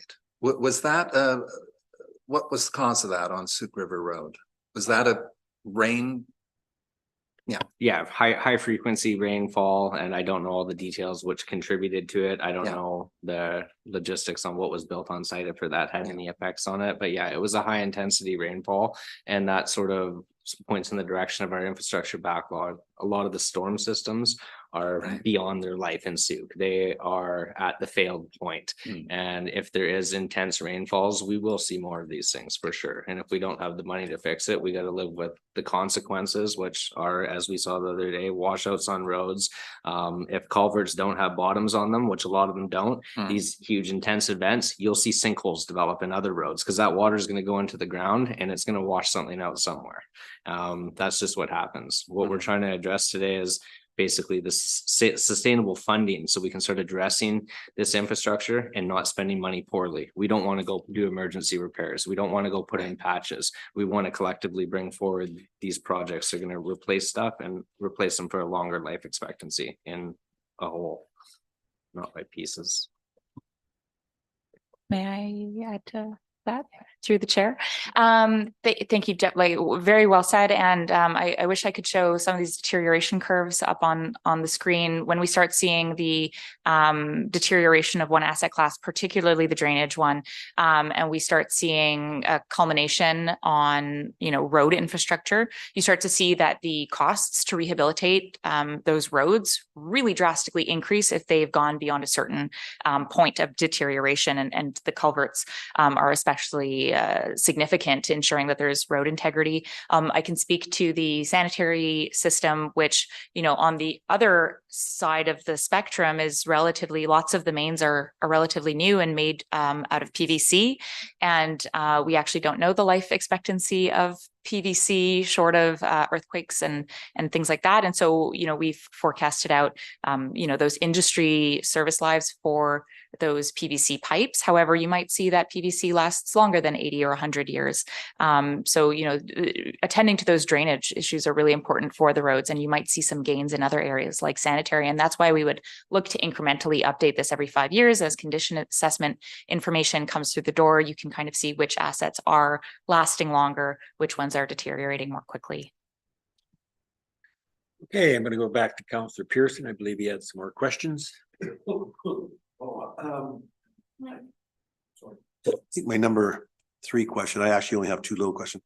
So what about, are we planning on using any new technologies in asset management? Like, is there a, like Tempest, we use Tempest for the thing. So is there an asset management? I'm surprised my counterpart, Mr. Lajeunesse, didn't ask this question. Yeah, through the chair to Councillor Pearson, and Laura could probably build on this so much better than I can, but we run a database called Asset Finder database, which is one built out of New Zealand, and it is a very comprehensive behind the scenes program. I think it's one of the top ones out there. But yeah, Laura can give you a better explanation of how that one actually works, or Mitch from our GIS department. Through the chair. Well said, Jeff. I think we saw that the asset data in terms of the database has a lot of functionality with what staff's currently doing. There are a plethora of softwares for asset management out there. You can get the Honda Civic to the Cadillac version of these things, and really ensuring that you have one that fits your needs is really important. From what we saw in this iteration of it, we didn't feel like it was lacking enough to recommend that there was a move to a different software. It seemed to have everything that staff needed, and was very comprehensive and contained all of the data and types of manipulations you would want to do there. So, any more? Just around the last question was just really, and I think you addressed it, I just wasn't quite clear on the performance metrics. How do we know, as today's council, the next council, the next council, the next council, how we're performing against that risk abatement, I guess, risk reduction? Are the funds matching? Like, where do we get to a threshold, and are we measuring that ongoing built into this plan, this proposed plan? Through the chair. That's a wonderful question. And if Jeff does have anything to add here, feel free to jump in, but there are ways of monitoring your progress. As far as this plan is concerned, this was the district's first asset management plan of this nature. And so getting these metrics in place was our priority, making sure that the inventory had everything it needed. And there is a data gap assessment that was performed on the inventory. And some of those gaps were, there was some suggested assumptions for filling in the gaps in the inventory, for instance. And so you would see in a next iteration, there would be fewer gaps in the data. You would see that the reserve contributions would be increasing. So there's a number of metrics that I'd suggest could be looked at through each iteration of these process. And as the asset management program adapts and is built on, more could be added here to demonstrate what some of the condition assessment information might be saying about those assets. And that could be something to look to incorporate in the next iteration to demonstrate that progress. So some municipalities might do, very high level report cards on their assets and say roads are an A+ because of these factors. And so that could be something to look at in a next iteration in terms of high level or more technical condition assessments that could be performed, as well as the financial metrics and the data metrics in terms of the data completeness as well. So. Thank you. Any more, Councillor Pearson? Well, I did some math, and we're 43 million short, and we only need 215 years at $200,000. Yeah, it's okay. Any other comments before I weigh in? One advantage of being chair is I get to listen to all of you, which actually takes away a lot of my questions because they're the same ones. But Councillor McMath, did you want to speak again before I chime in? I just want to clarify that this report does not include Highway 14, the Souk Bridge, or the right-of-ways from the province. It excludes all those pieces. Through the chair, it does not include anything that is not owned and capitalized by the district. So any of the Highway 14 or right-of-ways would not be included. Souk Bridge, I'm not completely, I can double check that. It's ministry, so no, it would not be included. Okay, great. Yeah. And then just because there is like a financial component to this, and obviously we need the report to come forward, and it's great, you did a really good job. Thank you. The financial piece, I would like to come back during budget. I'm uncomfortable making the one-off pieces, and then by the time we get there, we're handcuffed. So my preference right now at this time is we can accept the plan for information, but that the fiscal pieces and consequences or implications, I should say, come back to us at budget deliberation. Okay, I'll let Mr. Carter speak and then I'll speak to it too, but go ahead. Yeah, I was Mr. just saying through the chair to Councillor McMath, that is exactly what's in alignment with the recommendations. We're just looking for endorsement of the policy and the plan, and we're asking for the financial strategy recommendation just to be considered in 2024 budget deliberations. Okay. The wording of the policy reads to me like an agreement for the financial component. That's why I'm comfortable. Okay, it's my turn. Very good. First of all, thank you for that. It's another one of these in-depth discussions which sort of blows my mind away because I don't generally get into this sort of stuff. I see it as very necessary. I mean, we're dealing with our present assets right now, regardless of what the province is doing. We need to look after our assets regardless. I understand that Councillor McMath says we got to watch the downloading of the province because they're obviously going to be scrambling for money to accommodate all these increases, but that's a different avenue. We have to look after the assets we have now, and we haven't been, and we have to start looking to that. And my understanding is that your request here is, like you said, it is for you to come back with a more in-depth report and the finances of it at budget time, and that's when we have to make those very critical decisions of what we move forward with and what we don't. The last thing I just wanted to say, and this is from all your discussions, is to have this plan in place is great for us getting grants. And unfortunately, going forward, our community is going to have to rely on grants. We do not have an industrial base unless Councillor Lajeunesse gets going on some economic development. But so just to dig at him, it's fun. Yeah, so anyways, I'll be supporting this motion because it's just a starting point, and when you come back with some facts, figures, and dollar amounts, then we have to make the critical choices of what we want to pass on to the taxpayer, and that's what we get paid for. Not an easy thing to do, but that's what we will do. So is somebody willing to move this? Don't all jump up. Okay, Okay. Counselor Bateman has moved. Counselor Lazinez has seconded that. Any discussion to the motion? Go ahead. Well, as the Yeah, mover, yeah. Yeah, sorry, Yeah, that's fine. no, It's fine. the mover should go first. I My stuck my apologies. name on this and we'll. Yeah, go ahead. burn You in hell motivate for Counselor this one Bateman. day. But yeah, I think it's interesting. You know, you said it well there, Councillor Beddoes. This is a mature act of a growing community. You know, this year we took the focus on public safety, firefighter and RCMP hires, moving to ensure 24/7 service. And this is what you know, we're speaking out to the public. You know, you take care of your house, right? You ensure the roof is not leaking, and you know that it has 5 more years to go, and you need to budget accordingly to come up with that $20,000, as we did last year. And we actually had budgeted for it. So I think this is a mature act. I'm really interested to see it come forward amongst the other increases we'll be seeing.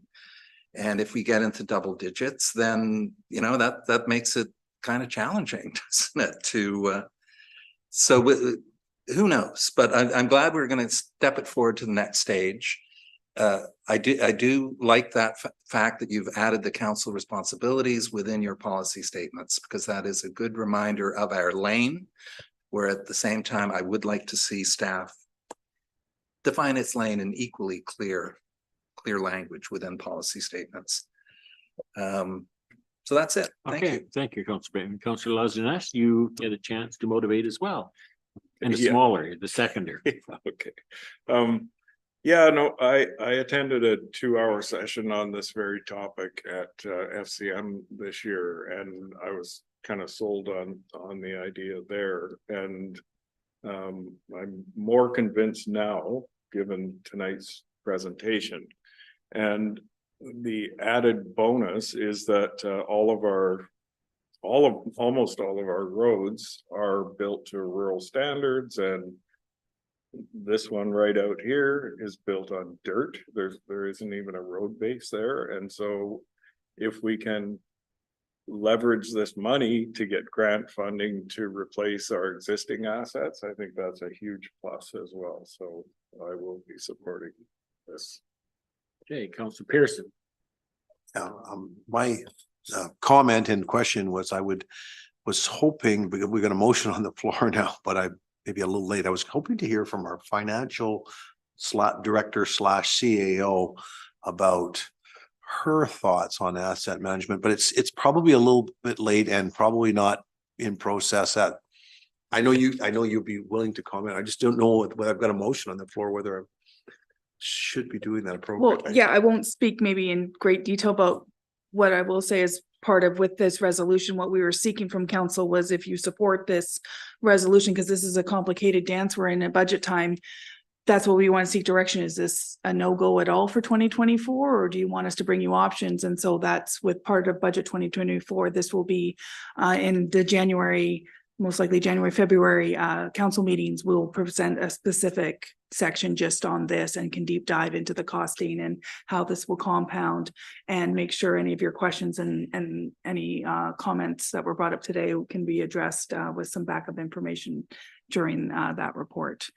So this will be kind of treated like most municipalities are treating this like a standalone ask on top of status quo or, you know, operating ask. So this will kind of be is a very important piece, because it's a long-term commitment we're looking for from council, and the community obviously can be revisited when needed, but this would be, more details will be presented. Sorry, I'm just rambling. Okay, thank you for that explanation, and sorry I should have got that out for it, but we've got a motion on the floor and I have to deal with it. Yeah, and I thank you for that explanation, and I really thank the presentation between our staff and our expert tonight, bringing the technical aspects and helping us understand that part.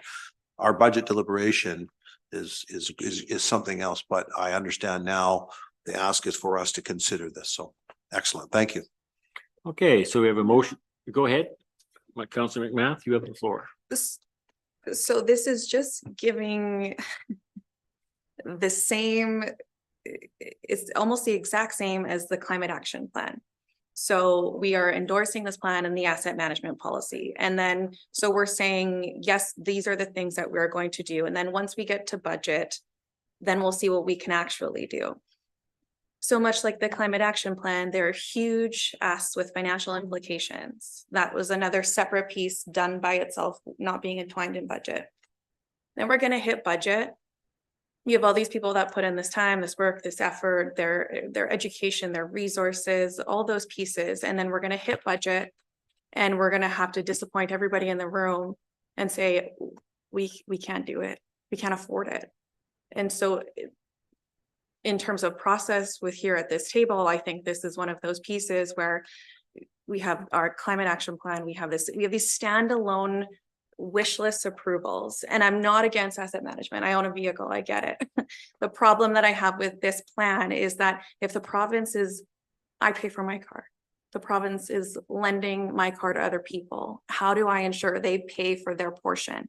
So regardless, these are our assets, but the province mandate is impacting our assets, which there's a huge financial implication to that. So I want them to be held accountable, and I want them to be held financially accountable as well. And so my concern with going ahead with this at this point, with this language in the recommendation, I'm not comfortable with, because again, I don't want us to have these huge promises and then we hit budget, we can't do it. I'd rather that we start with, here's what we can work with, and this is what we can do with that. And this is how we triage the resources and the infrastructure that we're working on. That's what I would prefer. So for those reasons, I'm not going to be in favor of this recommendation.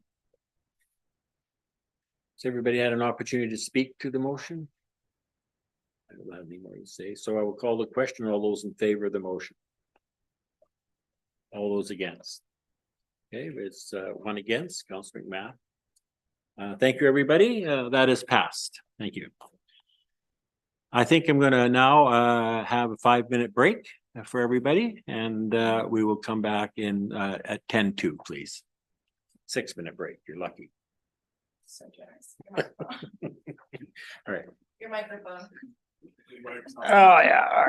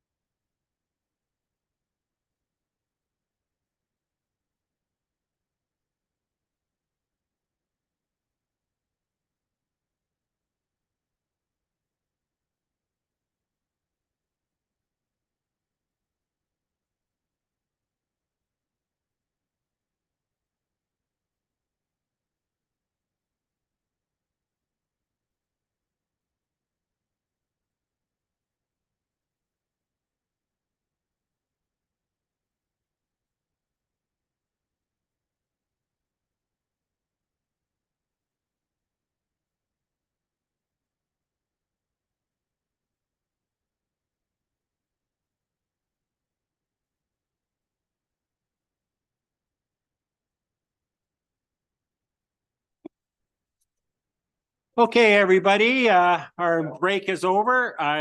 Let's get back to business. Everybody, please be seated. Please be quiet. Okay, our next order of business is 9.2. Yeah, okay. Oh, I've always wanted to do that. Okay, the next one, 9.2, residential strata title conversion application 2342 Camarine, is that how it's spelled? Camarine Place. And that's a report from staff first. Go ahead, thank you. Yeah, thank you. Yeah, so this item is related to an application for residential strata conversion at 2342-2344 Camarine Place. So the staff recommendation here is for council to grant approval in principle, which would be valid for 1 calendar year from the date of council resolution for the strata title conversion of previously occupied dwellings on the property legally described as lot 22, section 24, district of Souk, and 2342-2344 Camarine Place. And that council directs staff to work with the applicant to finalize the conditions of strata conversion as noted within Schedule A or Attachment 3 to this report, prior to final approval of the strata plan. Site context here. So the subject property is approximately 900 square meters. It's zoned R2, medium lot residential, and has an OCP designation of community residential. The property is approximately 100 meters away from Broomhill Park, walking distance to BC Transit stops along Otter Point Road, and approximately 750 meters to the town center with its amenities and services. In 2012, an addition was made to the original single-family dwelling to create a duplex. The property now contains a duplex dwelling with 3 rooms per unit under a single ownership. So section 242 of the Strata Property Act allows the municipal council to act as the approving authority for strata conversions of previously occupied dwellings such as this. The district residential strata title conversion policy 8.6 provides framework for the approving authority or council to consider strata title conversion applications. It considers strata title conversion of single or 2 family dwelling units only, does not support strata conversion of apartments or townhomes. Under the policy, the approval authority may grant approval in principle, and if granted, the applicant must satisfy any technical requirements and conditions within 1 year of the resolution date prior to final plan approval. Under section 242 of the Strata Property Act and policy 8.6, the approving authority must evaluate an application by considering the points noted on the slide here. So A being the priority of rental accommodation over privately owned housing in the area, any proposals for the relocation of persons occupying a residential building, life expectancy of the building, projected major increases in maintenance costs due to the condition of the building, and any matters that in its opinion are relevant, which will be noted on the next slide.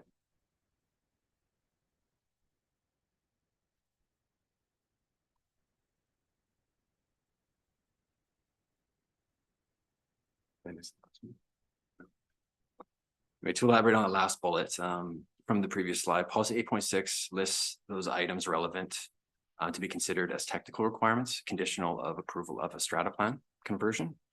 So these include a BC building code compliance report, septic system requirements, in this case, it's not applicable, servicing requirements, compliance with servicing standards and requirements, such as services of highways, abutting lands shall be upgraded to comply with the subdivision and development standards bylaw prior to final strata plan approval. In this case, it would be a upgrade of a urban, suburban, local road standard. Road dedication, if required, or common road upgrades to meet current bylaw standards. So the conditions of strata title conversion are attached as attachment 3 of Schedule A of the report. Some have already been completed, such as the BC Building Code Compliance Report. Others are not applicable, such as the septic servicing requirements. And then what's outstanding here primarily is the servicing and frontage improvements to the property, and also submission of the final strata plan for approval. The applicant has been advised of these conditions. However, they've indicated that they do not wish to pursue the condition related to frontage improvements. As the approving authority, council may consider which conditions they deem relevant to the proposal.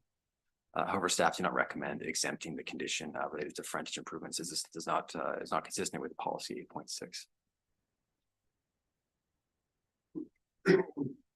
And the final slide here, just again, the recommendation for council to grant approval in principle to the subject property for the strata title conversion, and that council directs staff to work with the applicant to finalize the conditions as they're outlined in Schedule A or Attachment 3 to this report.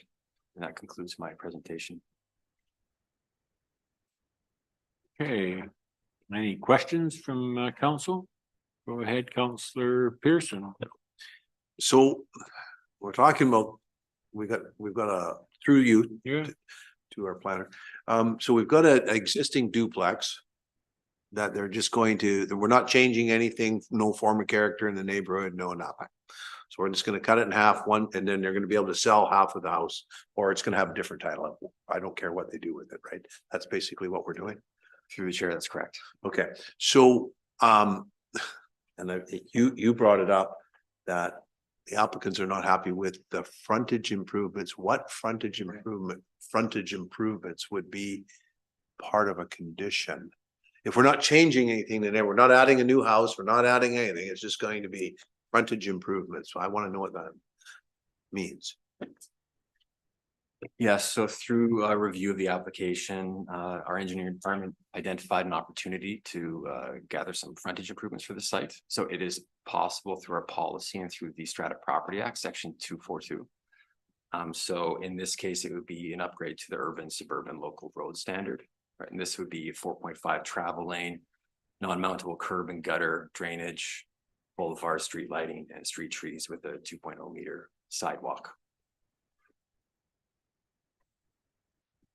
Okay, so. So we're going to have put a sidewalk, a curb and gutter with, and we've been through this recently, as you know. I know it was just before you got here, or maybe you were downstairs, I don't know. So we're taking an existing neighborhood that's built in the late 70s, early 80s, Camarine Place. And we're going to take one house on that subdivision block, and they're going to have to upgrade to the center line, right? Because that's the requirement. And last time it was road width. I think that it came up that they actually met that condition. So it's hard for me to understand, what are we asking for? It's like specifics, I guess is what I'm asking for. Do we want the road to be wider? Do we want sidewalks from one end of the property to the other? Or do we want it only in front of one half of the duplex? Like, okay, so how's that? I asked. Yeah, typically, I mean, frontage would be through the chairs, right? Typically frontage would be extended along the entire frontage of the property. So the entire duplex, to that standard. There could be some, I don't think there's any road dedication required here. So there's the width that exists, but the upgrades to that road standard, that suburban local road standard would be required. But Jeff can probably add to this if you'd like.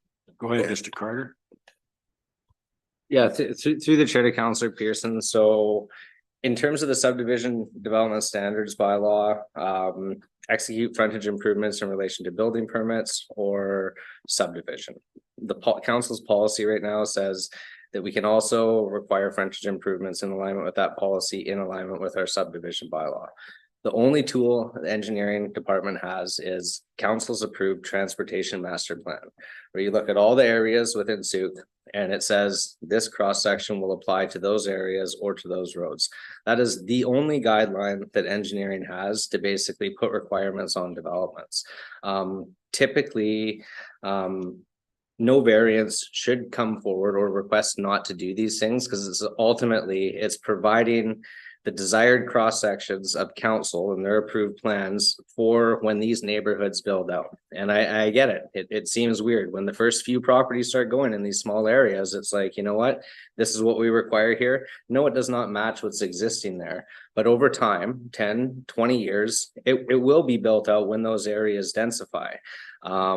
There's not a lot of pushback from the people in these areas coming forward. It's the people developing wanting a reduction and not to make these improvements because they cost money.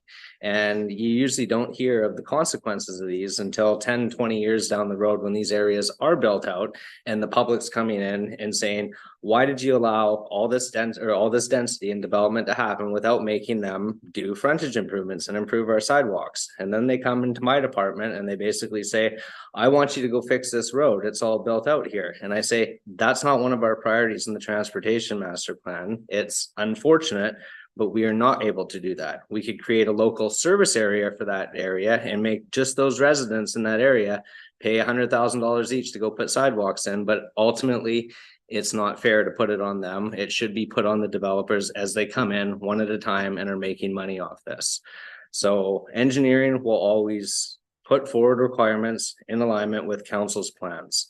Ultimately, there should not be variances to any of these things. If variances are continuously being considered and approved by council, a suggestion would be for council to revisit the master plans and really look at the different areas that you either want different cross sections to apply or no frontage improvements to apply. And we will put forward recommendations in alignment with council's desire. That is all I do and all my engineering staff do in relation to the council approved plans that we have in front of us.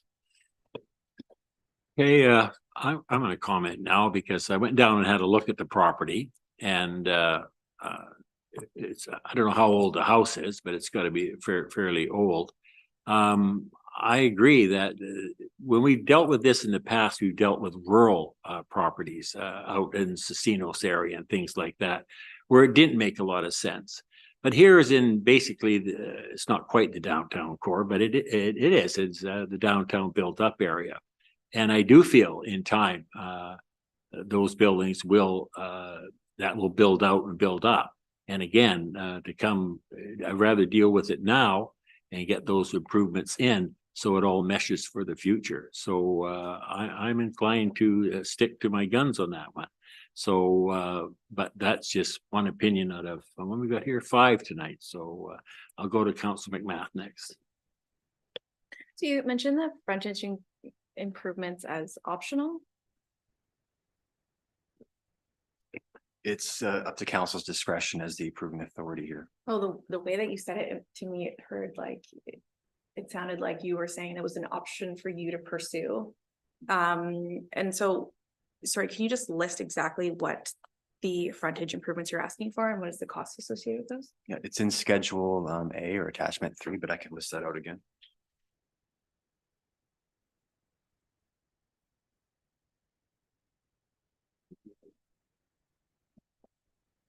Sorry, 1 second. And sort through the chair, Councilor McMath, like, so it's not sort of a discretion for the planning department to look at. Council policy says for these conversions should follow bylaw 404, which does require frontage improvements. Okay. Council makes that policy. If council wants to go against requiring the frontage improvements under that policy, because it's not required under a building permit or subdivision in the subdivision bylaw, council can make the decision to say no frontage improvements are required. Therefore, because it's council's policy framework that's dictating that, and it's not under the bylaw, a variance would not be required of the applicant. And ultimately, the decision does fall with council because it's called council's policy framework that's dictating that. Gotcha. Yeah, sorry, through the chair, just to clarify, this would be a 4.5 meter travel lane, non-mountable curb and gutter, drainage, boulevard, street lighting, street trees, and a 2.0 meter sidewalk. And the cost. I don't have the number.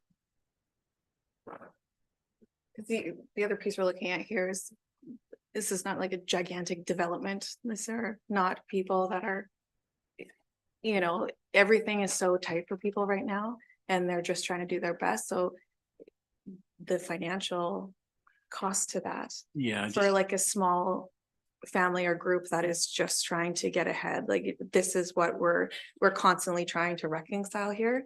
And I do think that it is worth us reviewing our master plans, because it's not that people can't or shouldn't be coming forward. It's that obviously if we're getting repeat requests for variances, then something is not working within the plan itself. I agree with you that we're going to have to review 404. I mean, it's we had the problem with the rural, but in this particular case, I think there's a financial gain for the applicant to strata his property and sell 2 lots. So the idea of how we're supposed to recover some of the improvements for our community is that the user pays. Now, this individual is going to gather a financial no, it's not a windfall, but he'd make a financial gain on it. And somewhere along the line, we have to extract a little bit out for the services for the district for the future.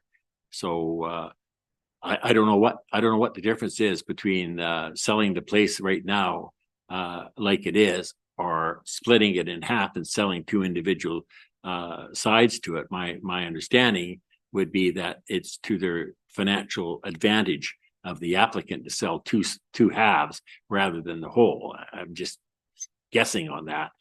But I disagree with you. I think that we should have some of those improvements.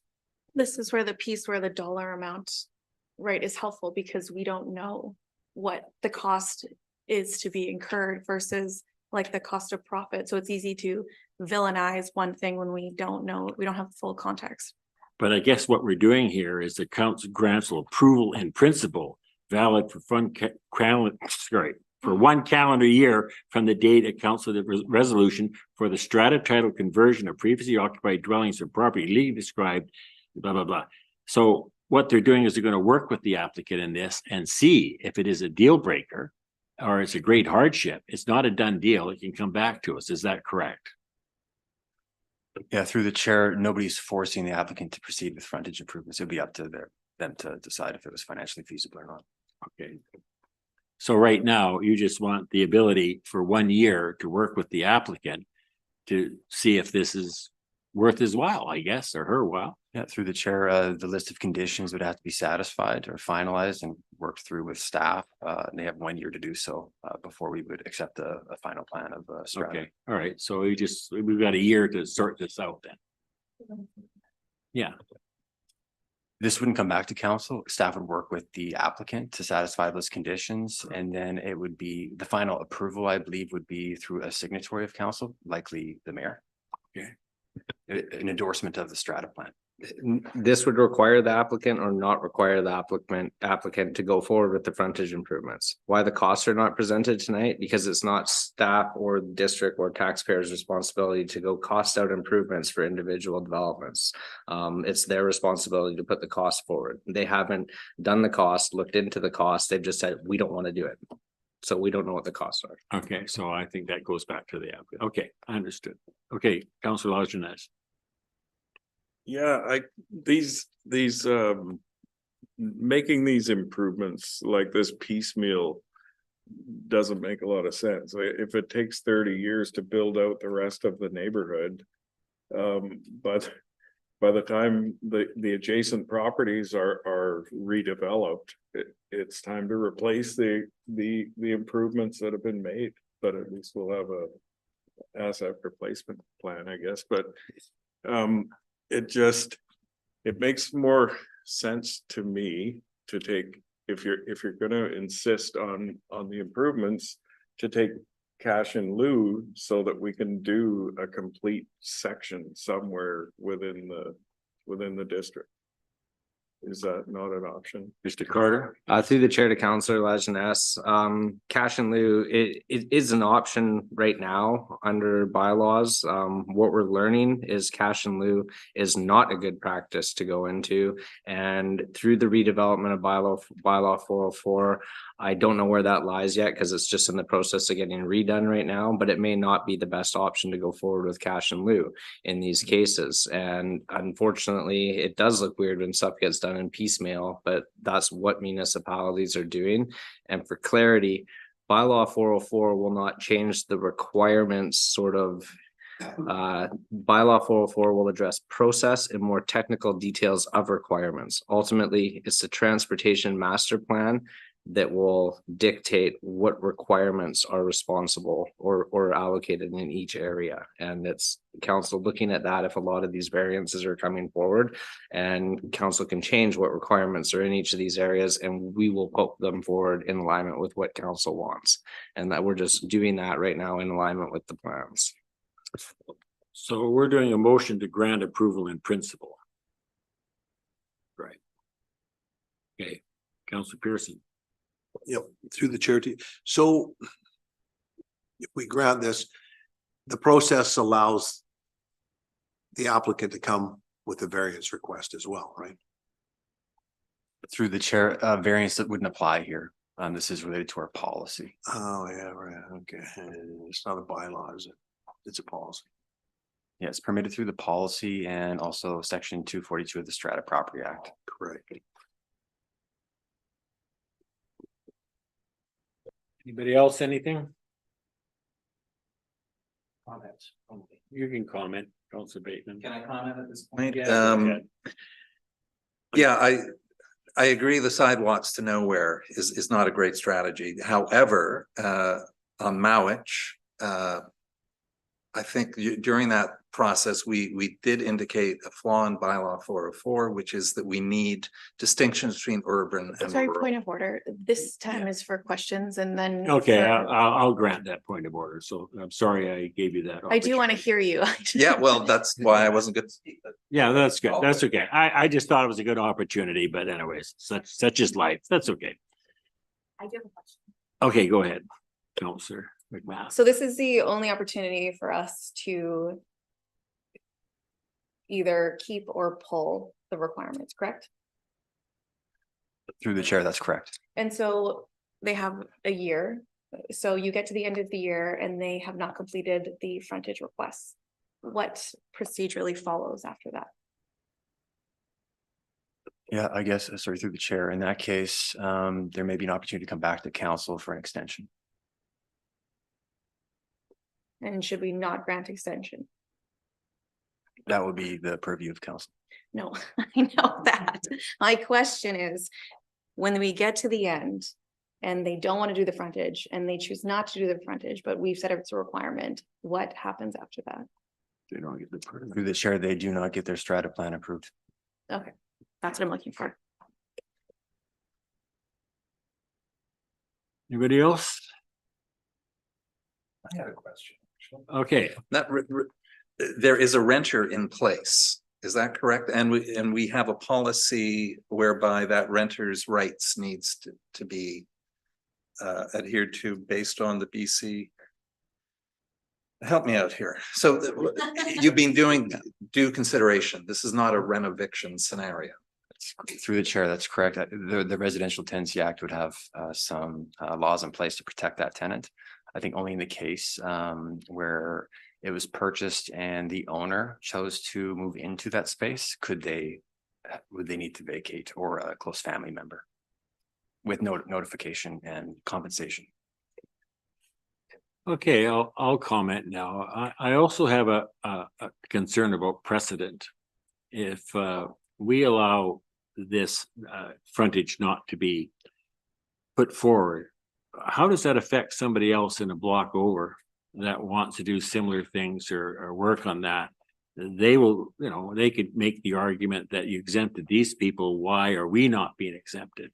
And then the whole idea about the people that are making these changes and making some money off of this are not paying for the future sidewalks and residential streets that we I forget what it costs. I mean, I know what a street is, $600,000 for 100 meters, but I think it'd be very unfair for once we do this.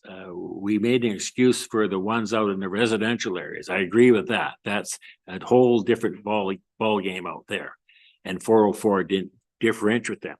But if we're going to go to 404 and say, okay, this neighborhood over here is going to be exempt, but this one over here isn't.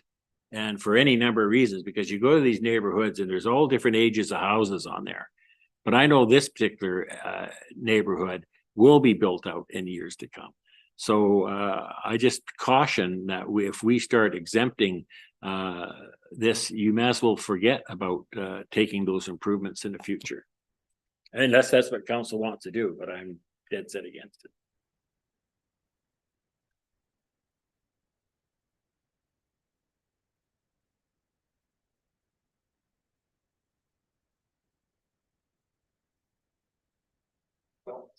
I'll make him. That's what I'm waiting for. Okay.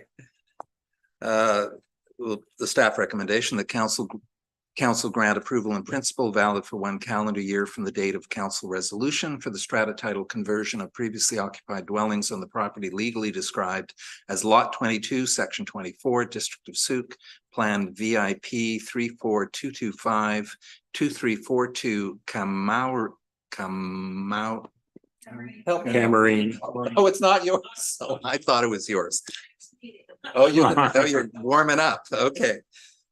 Place, and the council directs staff to work with the applicant to finalize the conditions of strata conversion as noted within Schedule A, Attachment 3, prior to final approval of the strata plan. And I'll second that motion. Any discussion to the motion? No, you can motivate. Go ahead. Well, yeah, well, I guess just I did. started motivating, and I really don't have a lot more to say. I think it's all being said here.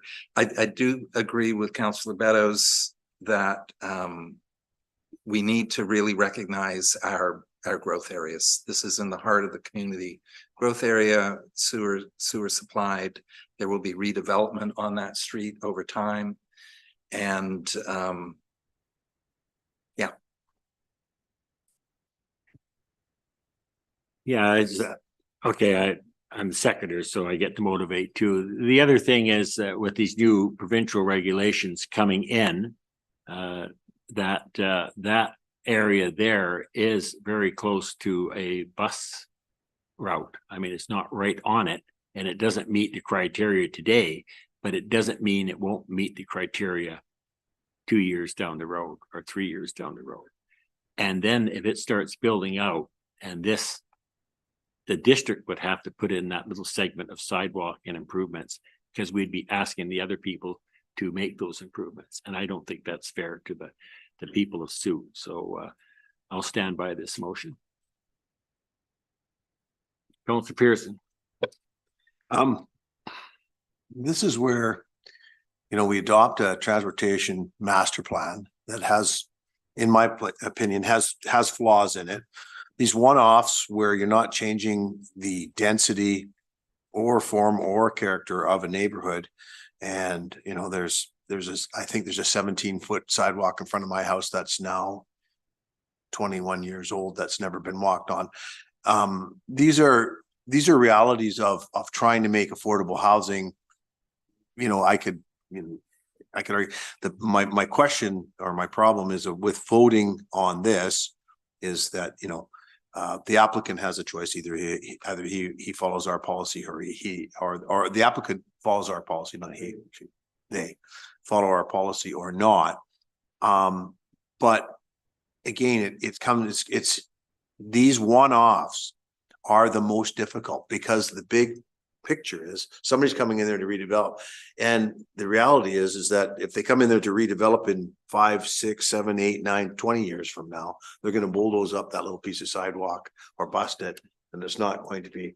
So sometimes I think the cash in lieu, I know it's not a great policy, but okay. But anyways, I'm kind of ranting. I'm going to vote to move this forward so that the applicant at least has some clarity that we're supporting him doing this, but the conditions, I don't agree with the conditions. So I'm I mean, I think we have to look at that 404 sometime in the future for sure. And the transportation master plan made to be updated, but right now we're dealing with the reality of today and the rules that we have, and staff is following the rules. So unless anybody else got to say, I'm going to call the question. All those in favor? All those against? That was unanimous. So, okay, well, that's surprising. Thank you, everybody, for that. I guess I can't put those little commentaries in, should I? Okay, thank you for that. So that was an interesting discussion. It brings up a lot of things that we have to deal with in the future. And thanks, staff, for your input on that. The next is 9.3 Employees Service Awards for 2023. And so I would go through what we have here, and I'm going to make a motion that council acknowledges the following employees for their dedicated service and long-term commitment to the District of Sioux. That's Stacy Dellett, 15 years. That's a long time.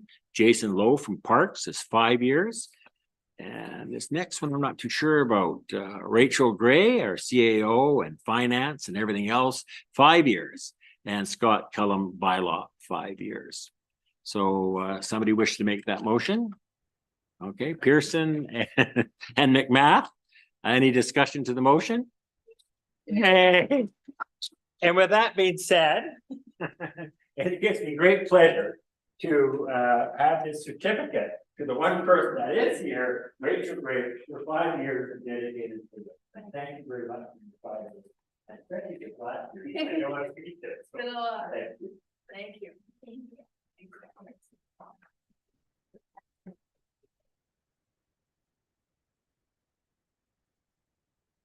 Okay, 10 bylaws.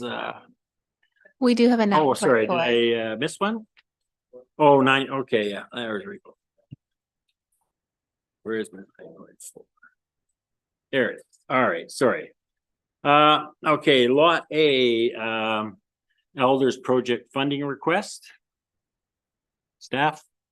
I don't have much to add to the report other than Searchin has made a request for the final draw from the Seniors and Youth Reserve Fund of approximately $90,000. There'll be some interest calculated for 2023. So they have made the final request based on the information included in the report, provided some summary on what they've spent the funding to date on there.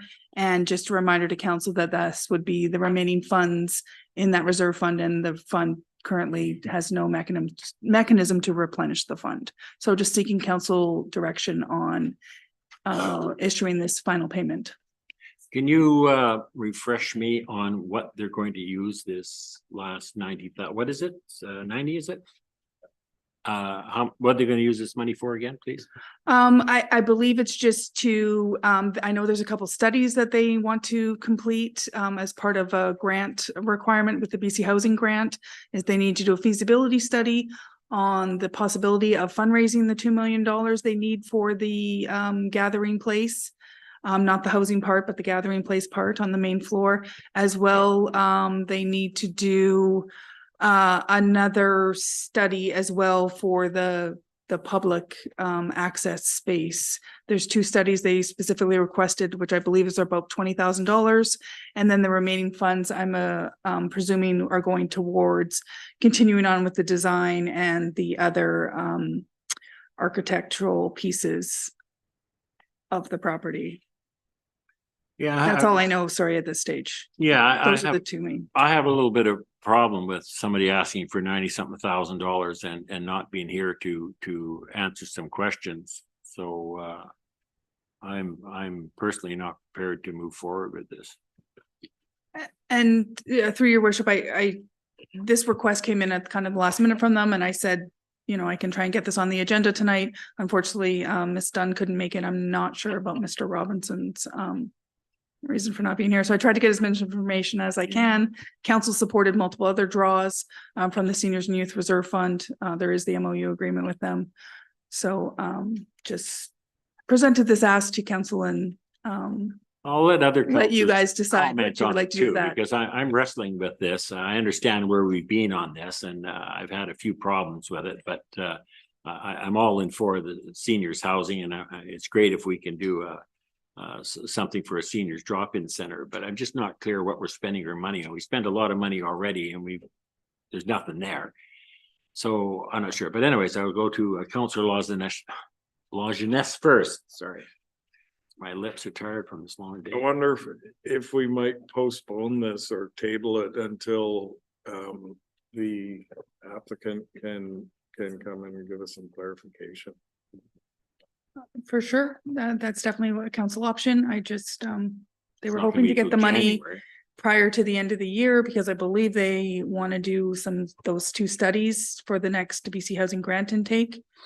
It was a timing issue, but obviously for council's consideration, if you would feel comfortable doing this today. Otherwise, we can ask them to come back to the January 8th meeting and see if they're available to present on that meeting on what they would So we don't specifically know. use the funds for. I don't know specifically other than those 2 reports. I don't know for the remaining bucket where I it guess was the going to be part that I'm allocated. wrestling with is this jeopardize the next intake. And my understanding is there's a bit of a you know, like a Hail Mary type application that they can make, and that's what this is for. So go, Councillor Bateman, go ahead. Yeah, so my understanding is that Searching has not applied to the funding window that closed recently. And they will await the next funding window, and these typically arrive a year to 18 months apart. So I suspect, and I hope Ms. Dunn, I think January 8th would be the time to request an in-person presentation. Okay, Councillor McMath. Was the push to have it now because they need these reports done to? That's what I was trying to beat ascertain. To beat a cutoff? See, I can't answer that. I had thought that Searching had not applied for the latest round, because they have. And I can't answer that. Staff can't answer that. Well, that's. the So then problem. I don't feel comfortable with dishing out $90,000 on that sort of stuff. I need more information. Through your worship, I know, like, they mentioned the two reports that were approximately $20,000. It was, can't remember if I mentioned it in the report. Was the feasibility study, I know, for the, if it's feasible that they're gonna be able to fundraise $2 million for the gathering place in a reasonable period of time. And then there was another report, sorry, there was another report as well. I'm sorry, I can't remember the name of it. Yeah. But it was two reports, and It's then not fair to put it on you to try and piece this together. We need the applicant to come here and tell us That's what they're fair. gonna do. And really, we could call a special if it was. yeah, if it's critical, but I had thought there was still a grant intake that they were waiting to do this early in the new year, but maybe something has changed. Okay. So I'm sorry, I apologize. I don't really have It's not your fault. the answer. So then can We tried to push this along. I really thought they'd be here today. So I'm surprised that they're not.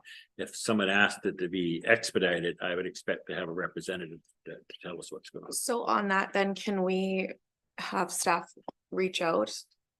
And we can either table this, postpone this, and then either they can say the If council is justification. willing, Yeah. I would ask that staff reach out and say we're uncomfortable in proceeding with this until we have some input from them. Is council okay with that? Councillor Largeness, go ahead. I was gonna move option 2 on the screen here. So All right. exactly Oh, that. we got our options up. Okay.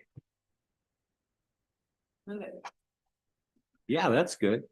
That council directs staff to invite representatives of the Sauk Region Communities Health Network to present as a delegation at the January 8, 2024 regular council meeting regarding their request for Lot A Elders project funding. Very good. Second. Okay, we have a motion on the floor. We have a seconder. Any discussion to the motion? I just want to say, I want. Go ahead. Oh, you can motivate. So I'm sorry, but let's start with Councillor Largeness for motivating. I'm not doing well in the motivating part. Go ahead and Well, motivate. no, I have nothing further. Okay. There, all right. Councillor McMath, you go ahead as the seconder. You motivate or say whatever you want. Anything. Okay, can we just have, when you guys reach out, can you clarify if it is time sensitive? Then that comes back to us before then, and then we can call a special if we really need to. Thank you. For sure. Okay, Councillor Pearson. Yeah. Just sort of been listening. When we had the meeting with Searching last week, time. Oh, yeah. Yeah, right. Forgot about that.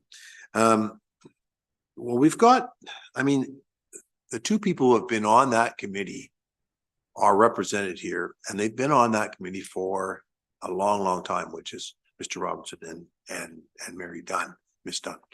And it says here, and I'm recalling, I'm not sure how much I can say. There was an issue to get the project to shovel ready. I'm gonna ask our CAO. Yeah. I can't ask again. No, yeah, we've got a motion. I don't think that what I've seen and how they're proceeding, there's any kind of absence of thought process from both those individuals. I think they're tireless volunteers, and I think that they probably have some immediate need. And I'm surmising that. I know it's difficult to sit here and guess, but I also have complete faith and trust in them. That's why I'm kind of struggling with that second motion, or the motion option 2. My indication is to free up the funds and give them to them. Yeah, I just said, I want to go back and forth here. I think with the motion on the floor, there's plenty of opportunity. If they need this money, and it might be true because they wanted to push it through very quickly, and Mayor Tate was the one that wanted to bring this forward. Unfortunately, she's not here. But I think if we go with option 2, that we can address this if it is a dire emergency by a quick meeting. And if the council's agreeing, and these councilors are willing to meet in that under those circumstances, then I think that is covered. But I think we also have the other responsibility that we have that $90,000 that is put into our trust. And we have to make sure that that is spent wisely, because we spent quite a bit, about 250 we started with, and now we're down to 90, whatever it is. And we will have nothing after that. And that was money that was set aside for a seniors center. So, and youth, yes, for sure. And I would have to be convinced that we're not throwing good money after bad, because I forget, somebody told me what they collected so far, and they need $2 million they needed 2 years ago. God knows what they need now. And they're at a few $300,000 or something. I don't know. A long way to go. So I need more information. I can't make that. I'll just throw in. Okay. Throw in a comment with the motion on the floor. And yeah, I don't think there's been any misspending or at all by this project. It is absolutely airtight and solid. And as Councillor Pearson says, very capable people involved. And yeah, so we just need to really hear further. And I like Councillor McMath's point that we can have a special council, etc. Sounds good. Okay, I'll call the question. All those in favor? All those against? Councillor Pearson is against. Thank you. Breath of air after. Okay, next one is 10, I believe. Got that right. Okay, bylaw number 896, fees and charges amendment bylaw. Yeah. Thank you to the chair to council. Report in front of you is for an amendment to bylaw 752 fees and charges bylaw 2019 to make a reduction to the highway use permit application fees.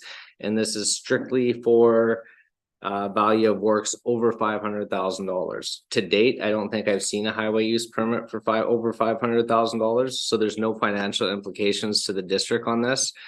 Prior, when we analyzed these rates going forward, we were looking at putting rates forward that covered the majority of our highway use permits, and they're all under $500,000. Over the next year or two, we might see some substantial highway use permits that could range in the millions of dollars. We've re-looked at this now because we have not seen any this high, and we're putting forward a minor amendment currently for the cost of works over $500,000. The bylaw states we would charge 2% for our application fees. We're recommending that go to 0.5%, and that will be in alignment with the resources we use to basically process and work through with the applicant for these highway use permits. So very minor amendment, and it's just for substantial works over $500,000. Any questions? Go ahead, Councillor Bacon. Yeah, can you cite which of these projects would be coming in at that price tag? I'd rather not cite which ones because I don't know what they are, but just to give you an example, like we've never seen a highway use permit over $500,000. So if you put, for an example right now, if it was a $5 million project right now with the bylaw, we would be charging them $120,000 application fee. With the change, it will go to $52,000, which is realistic for $5 million worth of work that's going to take them a couple of years for staff time. For an $8 million project, before it would cost them, currently it will cost them $180,000. With the change, it will cost about $67,000. And with our time and effort for these permits, it's like an economies of scale. For something that basically is $1 million, it's not going to take us much more effort for something that's $5 million. So this really aligns the cost with the services that we're delivering. Okay, I guess in that case, I'll call the question. Nobody Did I make the moved. motion? No, we didn't. Okay. Oh, yeah, I know. Okay. Okay, I'm sorry, I was going on to the next one. So we made the motion. No. Okay, let's make the motion.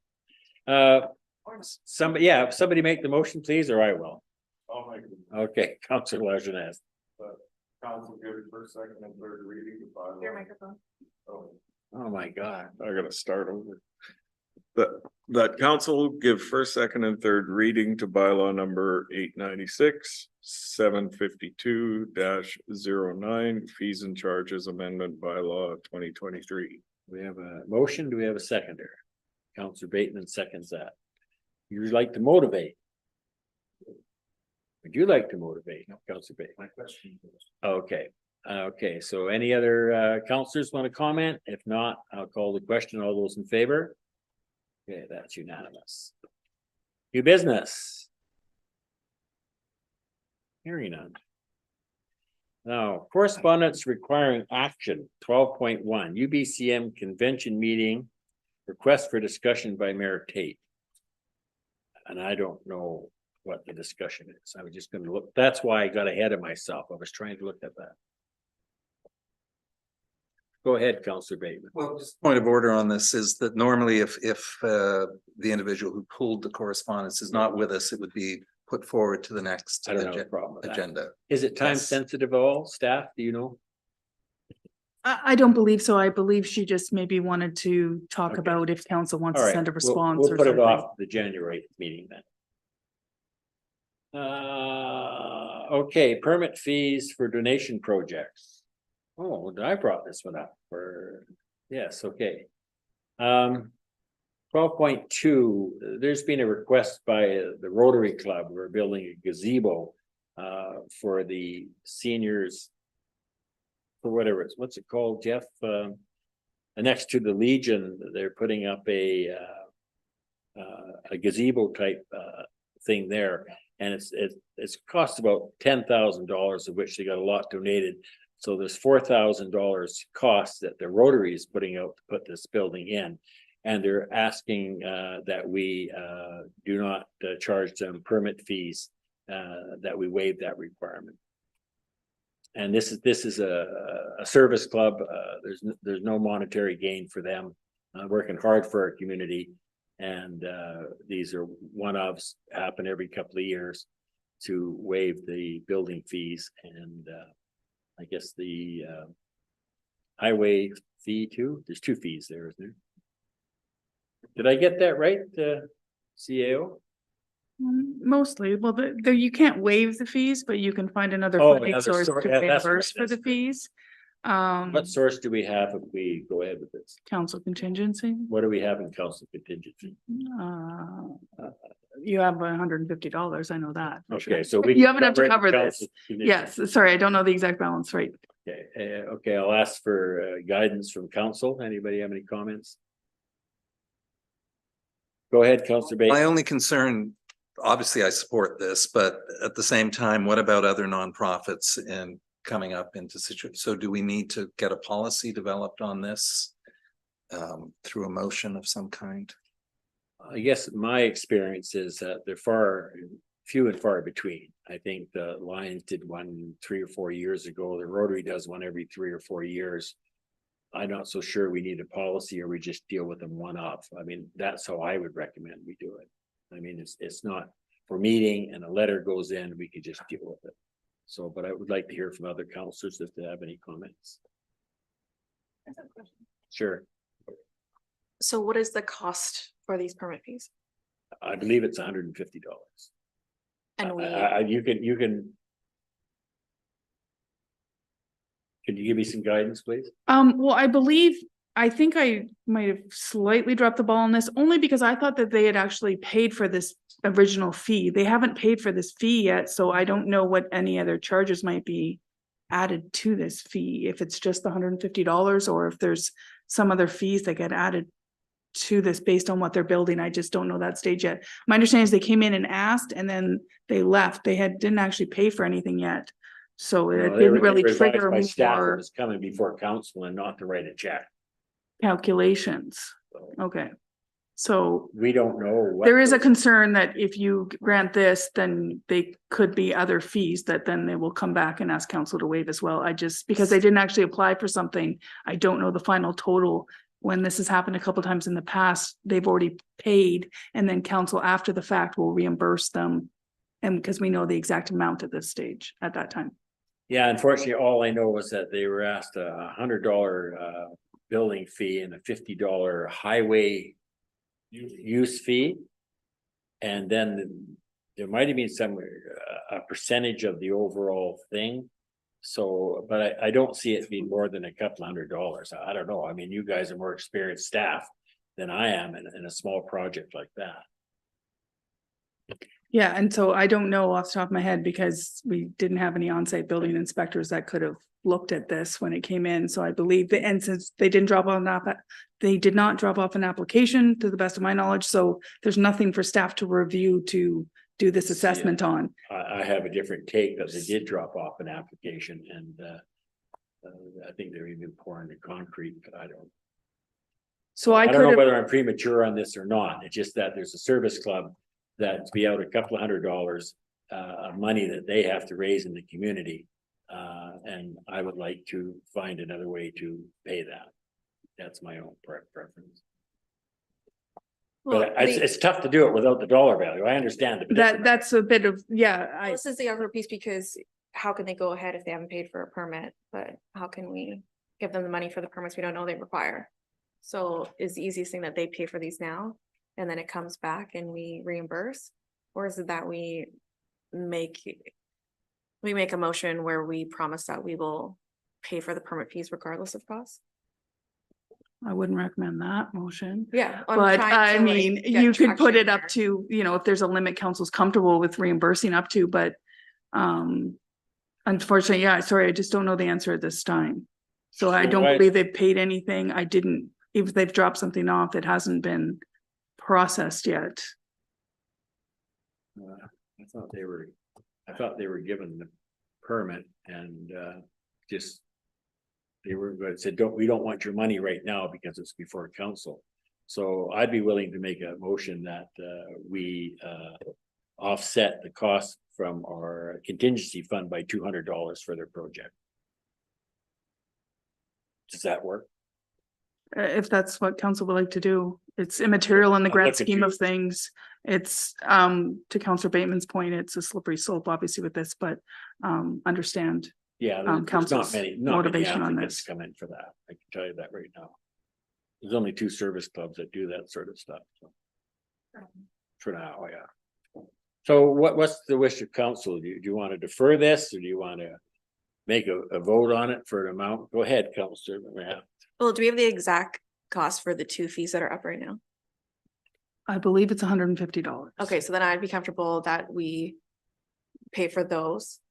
And then they can always come back and request Okay. if there are additional permit. So you're gonna make fees that that goes- motion? Yeah, Okay, there's a motion on the floor to that council pay offset. 100, yeah, okay. That Good stuff. It's there, right? that council offset the cost of building permit and highway use permit application fees of $150 for the Rotary Club of Souk gazebo project at the Souk Seniors Diamond Jubilee, with funding to come from council contingency.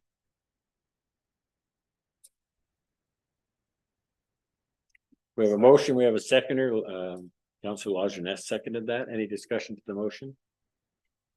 Hearing none, all in favor? Probably come back to bite me, but that's all right.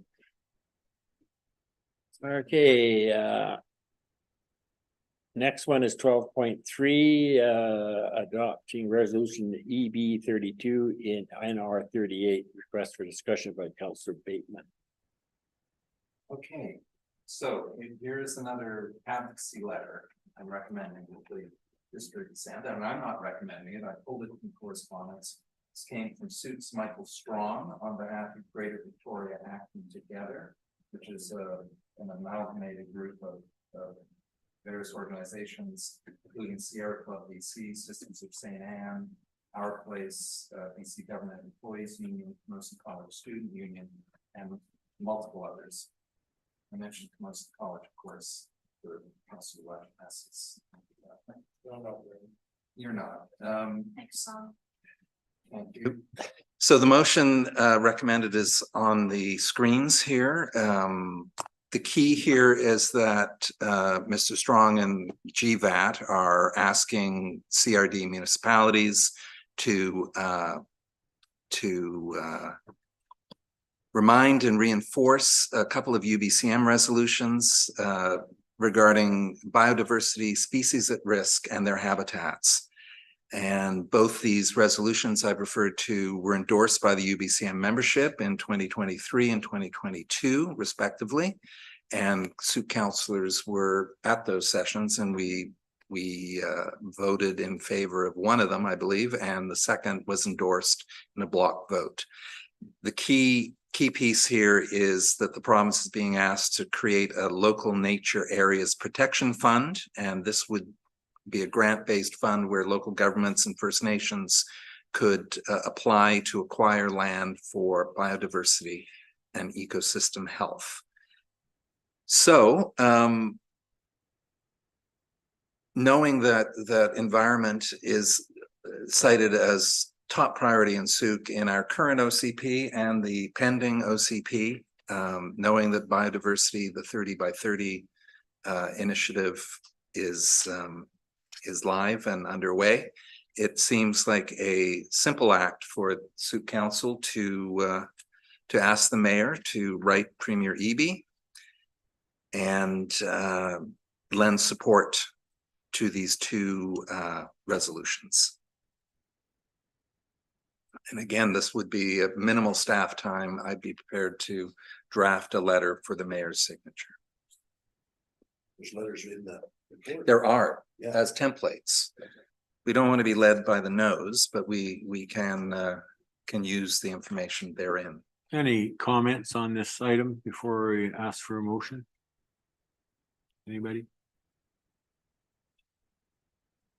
If not, would you like to put that in the motion, Councilor Bateman? Okay, so I'll move the oh, thank you. I'll move that council endorse a letter from Mayor Tate to Premier Eby with CCs to Ministers Heyman and Cullen and MLA Ravi Parmar, stating Souk Council support for the establishment of a local natural areas protection fund and the enactment of a provincial law for biodiversity and ecosystem health as per resolutions EB 32 and NR 38 adopted at the 2023 and 2022 UBCM conventions respectively. Second. Sure, we have a motion and we have a seconder by Councillor Pearson. Any more discussion to the motion? Hearing none, all's in favor? Yeah, that's unanimous. Thank you. Next order is 12.4 Wounded Warrior Run, BC 2024, and this is requested by Mayor Tate, who's unable to make it tonight. And I see in the letter that what they're asking for deals with February 4th. So we have some maneuvering room to bring this back in January. So that'd be my recommendation. Okay. I don't think I need a motion for that, do I? No. Do I? I mean, I got someone saying no over there and I see someone saying yes here. What would you like there? You didn't do it for 12.1, so I can take it as the same, which we'll just bump it. Okay, thank you. As long as we get the business done, that's okay. The next one is council verbal reports. Thank you all. No, sorry, go ahead. Who would like to go first? Okay, go ahead. Attended Victoria Destinations lunch last week with Councillor Lajeunesse.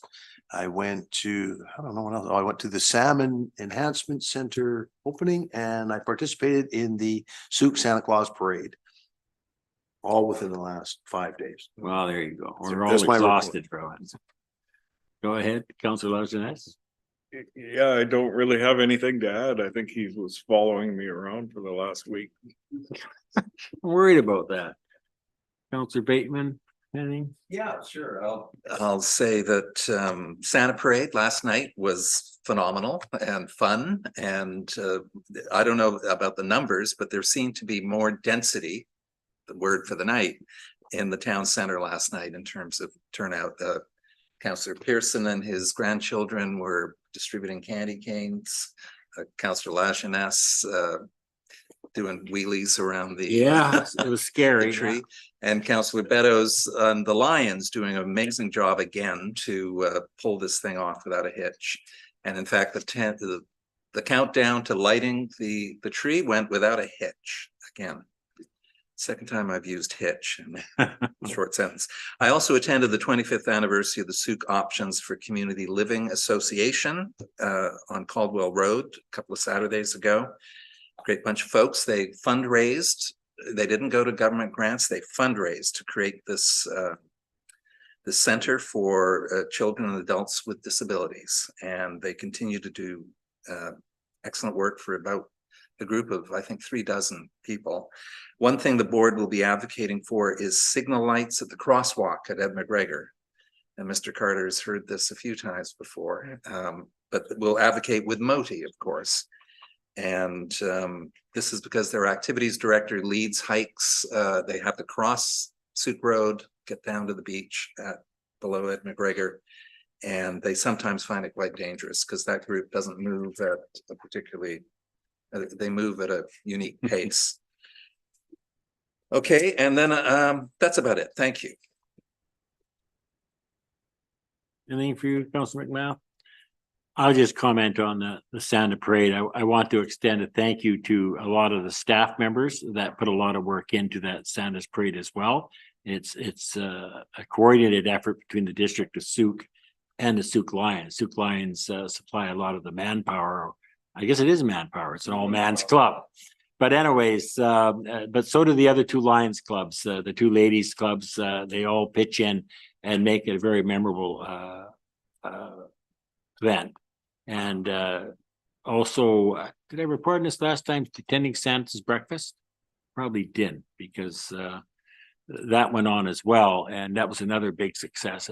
Record crowds this year, both in the parade and Santa's breakfast. So our community is growing. And I'm also working with the food bank, and it would be unbelievable the amount of food that's going to go out of there this year. They've gone 350 to 500 hampers, and it's growing by the day. So a lot of good stuff going on in our community, and a lot of good work by our staff to make some of these things happen, because, you know, the Santa's Parade, it's a fixture in Souk now, even though some people didn't get their candy cane. But anyways, that's just the way it goes. Okay, if there's nothing more, then get a set. Okay, go ahead, Ms. Temple.